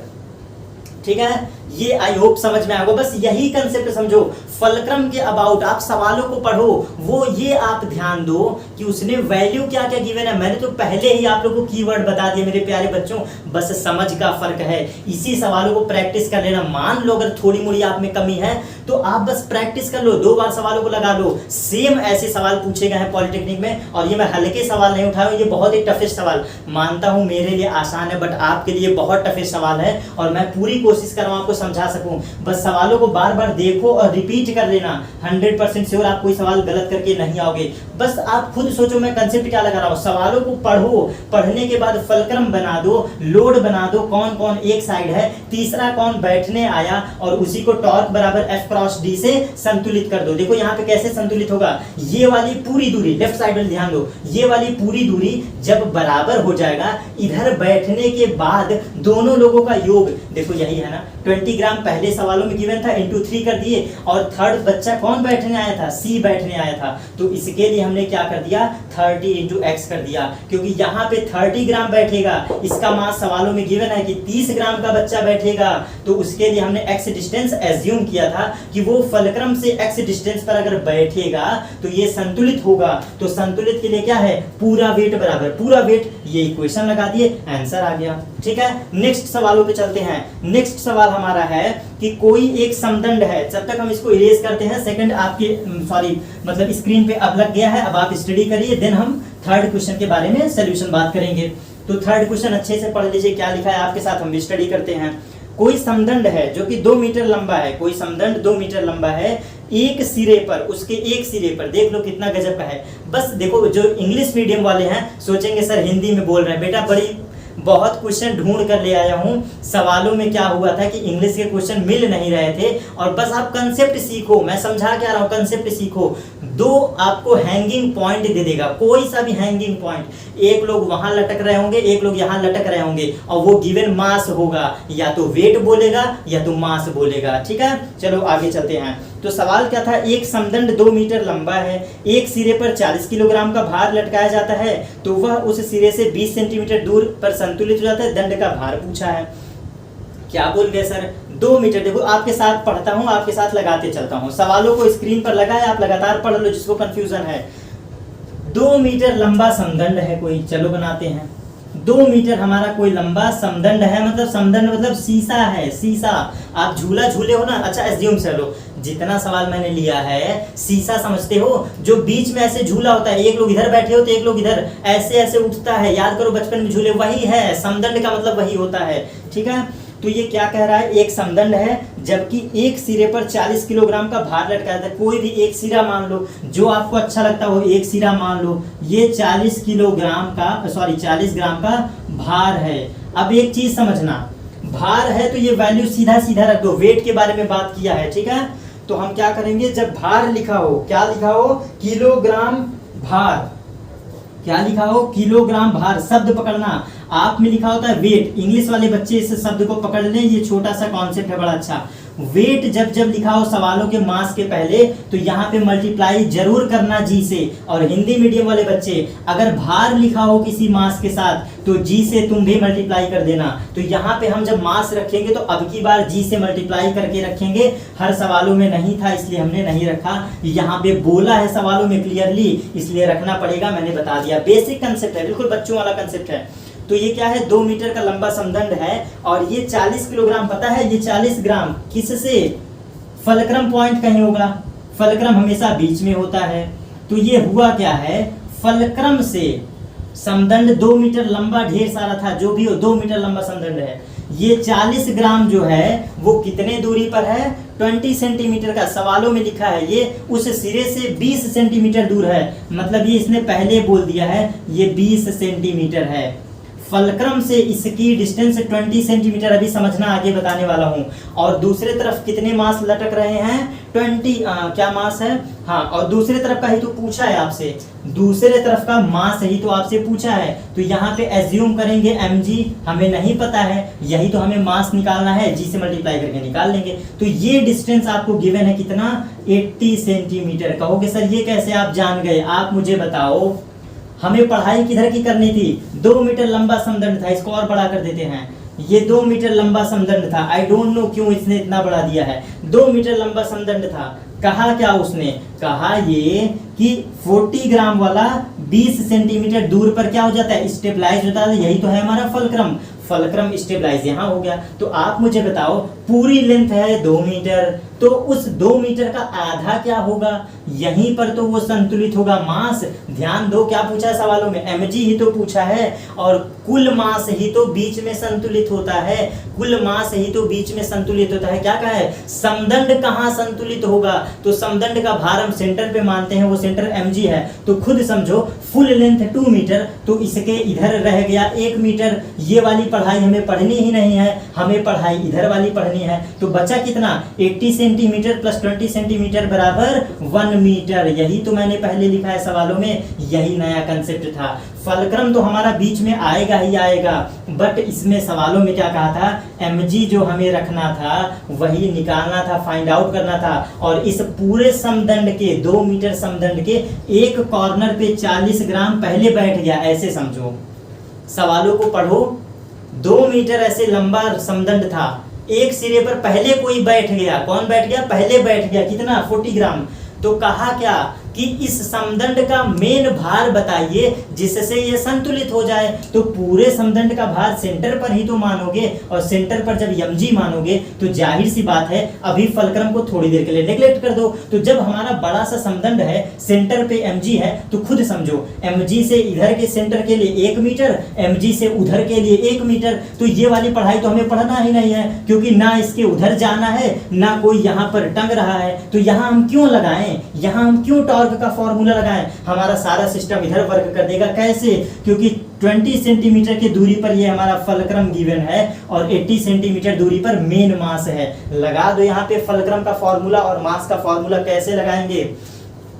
40 इक्वेशन देखो, 40 F टॉर्क बराबर F क्रॉस D लगा रहे हैं, 40 इंटू इसके बाद G, क्योंकि जब भार दिया हो तो G से मल्टीप्लाई, इंटू 20 सेंटीमीटर। 20 सेंटीमीटर को कन्वर्ट कर दो तो 0.2 मीटर, 0.2 मीटर रखो जिससे आंसर अच्छा आए, इज इक्वल टू इसका मास m इंटू जी, और इसके बाद क्या बोला है आपसे, ये बीच की डिस्टेंस है 0.80, ये होगा 0.80। देख लीजिए ये वैल्यू सारी सही है। अब हम क्या करेंगे, यहाँ से इस इक्वेशन को सॉल्व कर लो, इस इक्वेशन को सॉल्व कर लो, देख लो आंसर क्या आता है। तो इस इक्वेशन को सॉल्व करेंगे तो होगा क्या, देखो ऐसे, g से g चला गया, देन उसके बाद 40 एंड ये है, तो हम यहाँ पे करेंगे क्या, 40 इंटू 2, ये मिलके हो जाएगा हमारा 88.0 एंड इज इक्वल टू, यहाँ पे हमारा क्या हो जाएगा, m इंटू 0.80।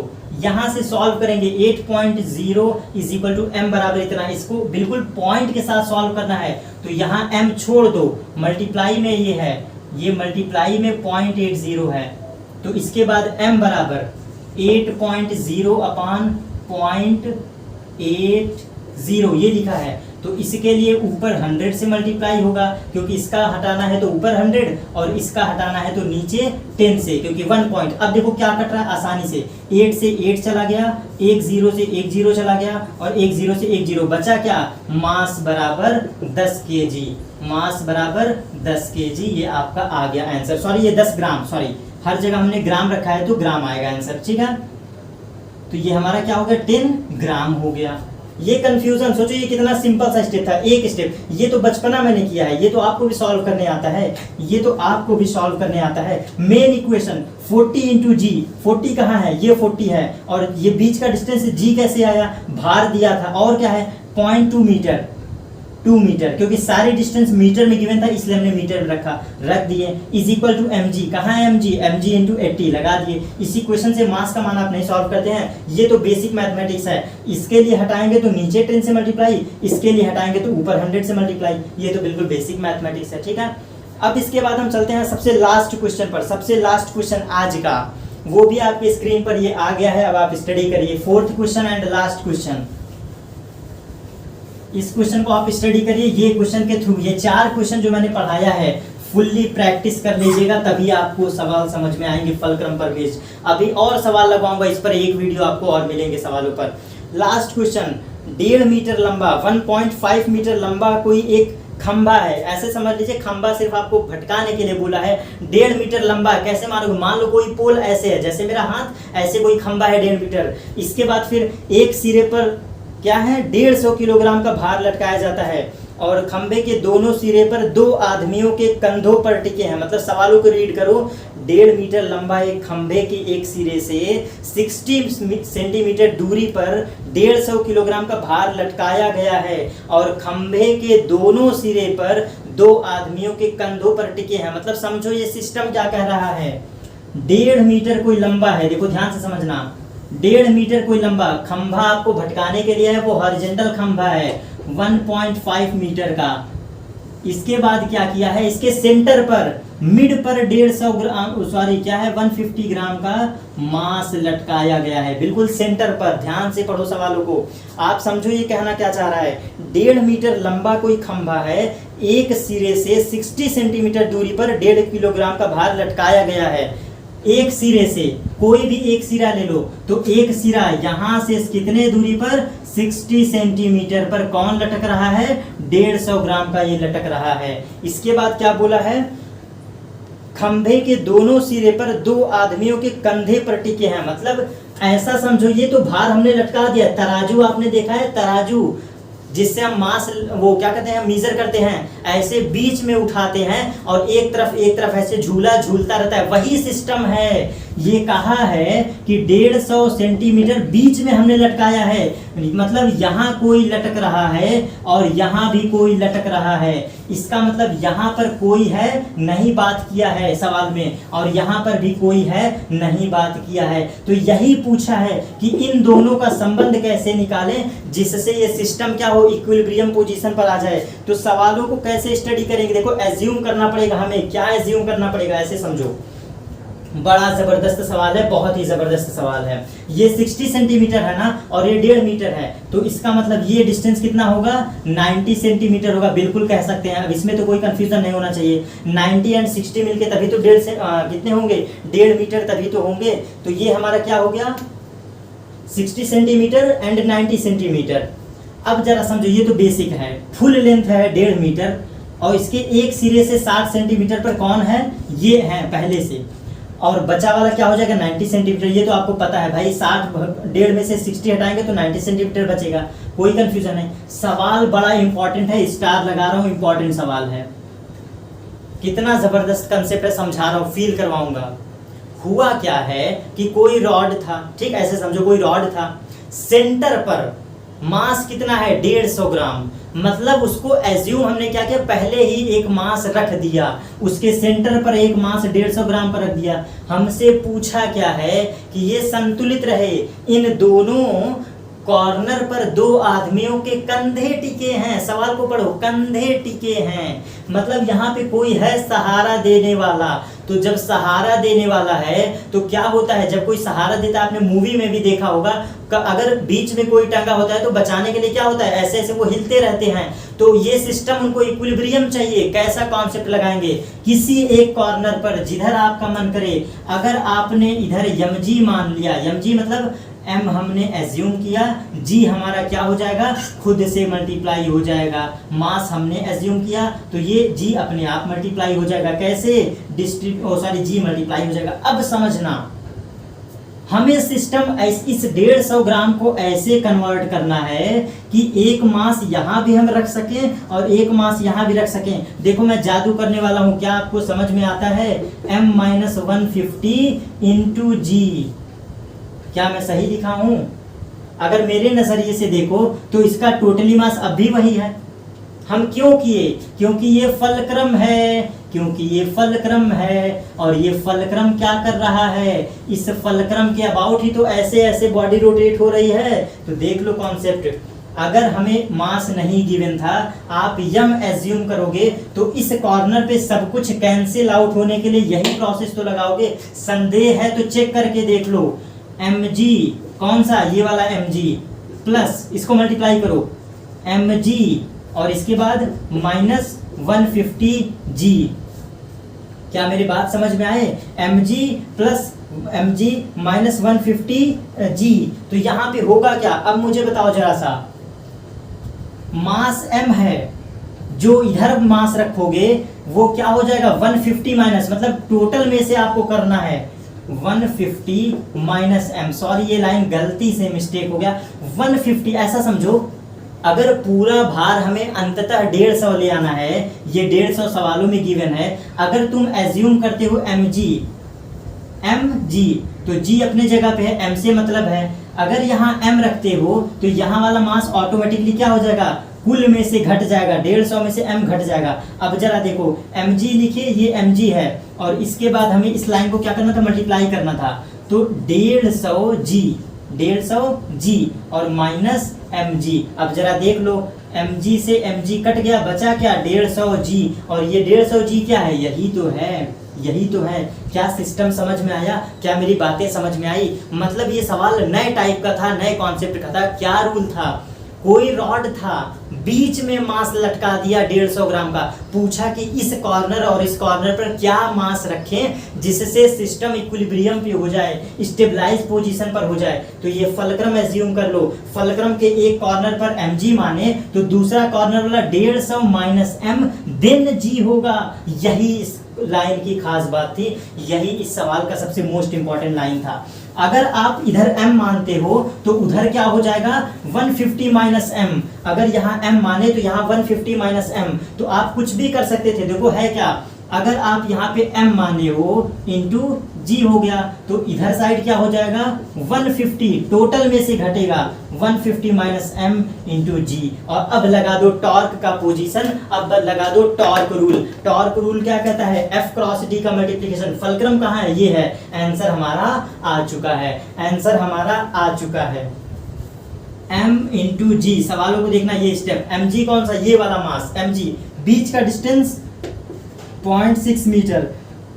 आपका ऑप्शन मीटर में गिवन है, इसलिए हमने क्या किया, सेंटीमीटर को मीटर में कन्वर्ट कर दिया। 60 सेंटीमीटर बराबर 0.6 मीटर और इज इक्वल टू mg इतना और 0.6 है, ये पॉइंट है, गलत मत समझना, 0.6 metre is equal to 150 minus m।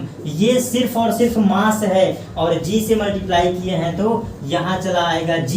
And again क्या हो जाएगा, डिस्टेंस कितना है 90, तो मतलब कि 0.9 मीटर। ये देख लो आंसर, mg बराबर इतना बराबर इतना बराबर इतना, मतलब टॉर्क बराबर F क्रॉस D। फोर्स क्या है, ये लोड वाला फोर्स है। लोड भी एक प्रकार का फोर्स होता है, लोड भी एक प्रकार का फोर्स होता है, वही हमने यहाँ पर लगाया है। एंड नेक्स्ट क्वेश्चन, ये भी क्या है, ये भी एक प्रकार का लोड है, F है, और F क्रॉस D, ये तो डिस्टेंस ही है ना फलक्रम के अबाउट, तो टॉर्क बराबर F क्रॉस D। इस क्वेश्चन को सॉल्व कर लीजिए, इस इक्वेशन को सॉल्व कर लीजिए, आंसर आपका आ जाएगा। कैसे सॉल्व करेंगे, पहले तो G से G कैंसिल आउट कर दो, कोई दिक्कत नहीं है। अब इसके बाद क्या करोगे, आराम से सॉल्व कर लो। कैसे, 0.6 m, ये मीटर है, मीटर से मीटर भी चला गया, तो m इंटू 0.6 लिख सकते हैं, m इंटू 0.6, g से g कैंसिल आउट, मीटर से मीटर कैंसिल आउट, तो m into 6, m into 0.6 is equal to, यहाँ पे क्या बचा 150, g चला गया तो 150 माइनस m उससे मल्टीप्लाई होगा। तो देखो इक्वेशन थोड़ी सी बड़ी होने वाली है, इंटू 0.9 एंड माइनस, इसके बाद माइनस हम क्या कर लेंगे 0.9 m लिख सकते हैं, 0.9 ये मास वाला है, ठीक है, ये सारी चीजें। अब इसके बाद आप यहां से सॉल्व कर सकते हैं, कैसे 0.9 m हमारा इसका मल्टीप्लिकेशन इसके साथ, इसका मल्टीप्लिकेशन इसके साथ, तो ये हमारा आंसर हो जाएगा। अब इसके बाद क्या करोगे,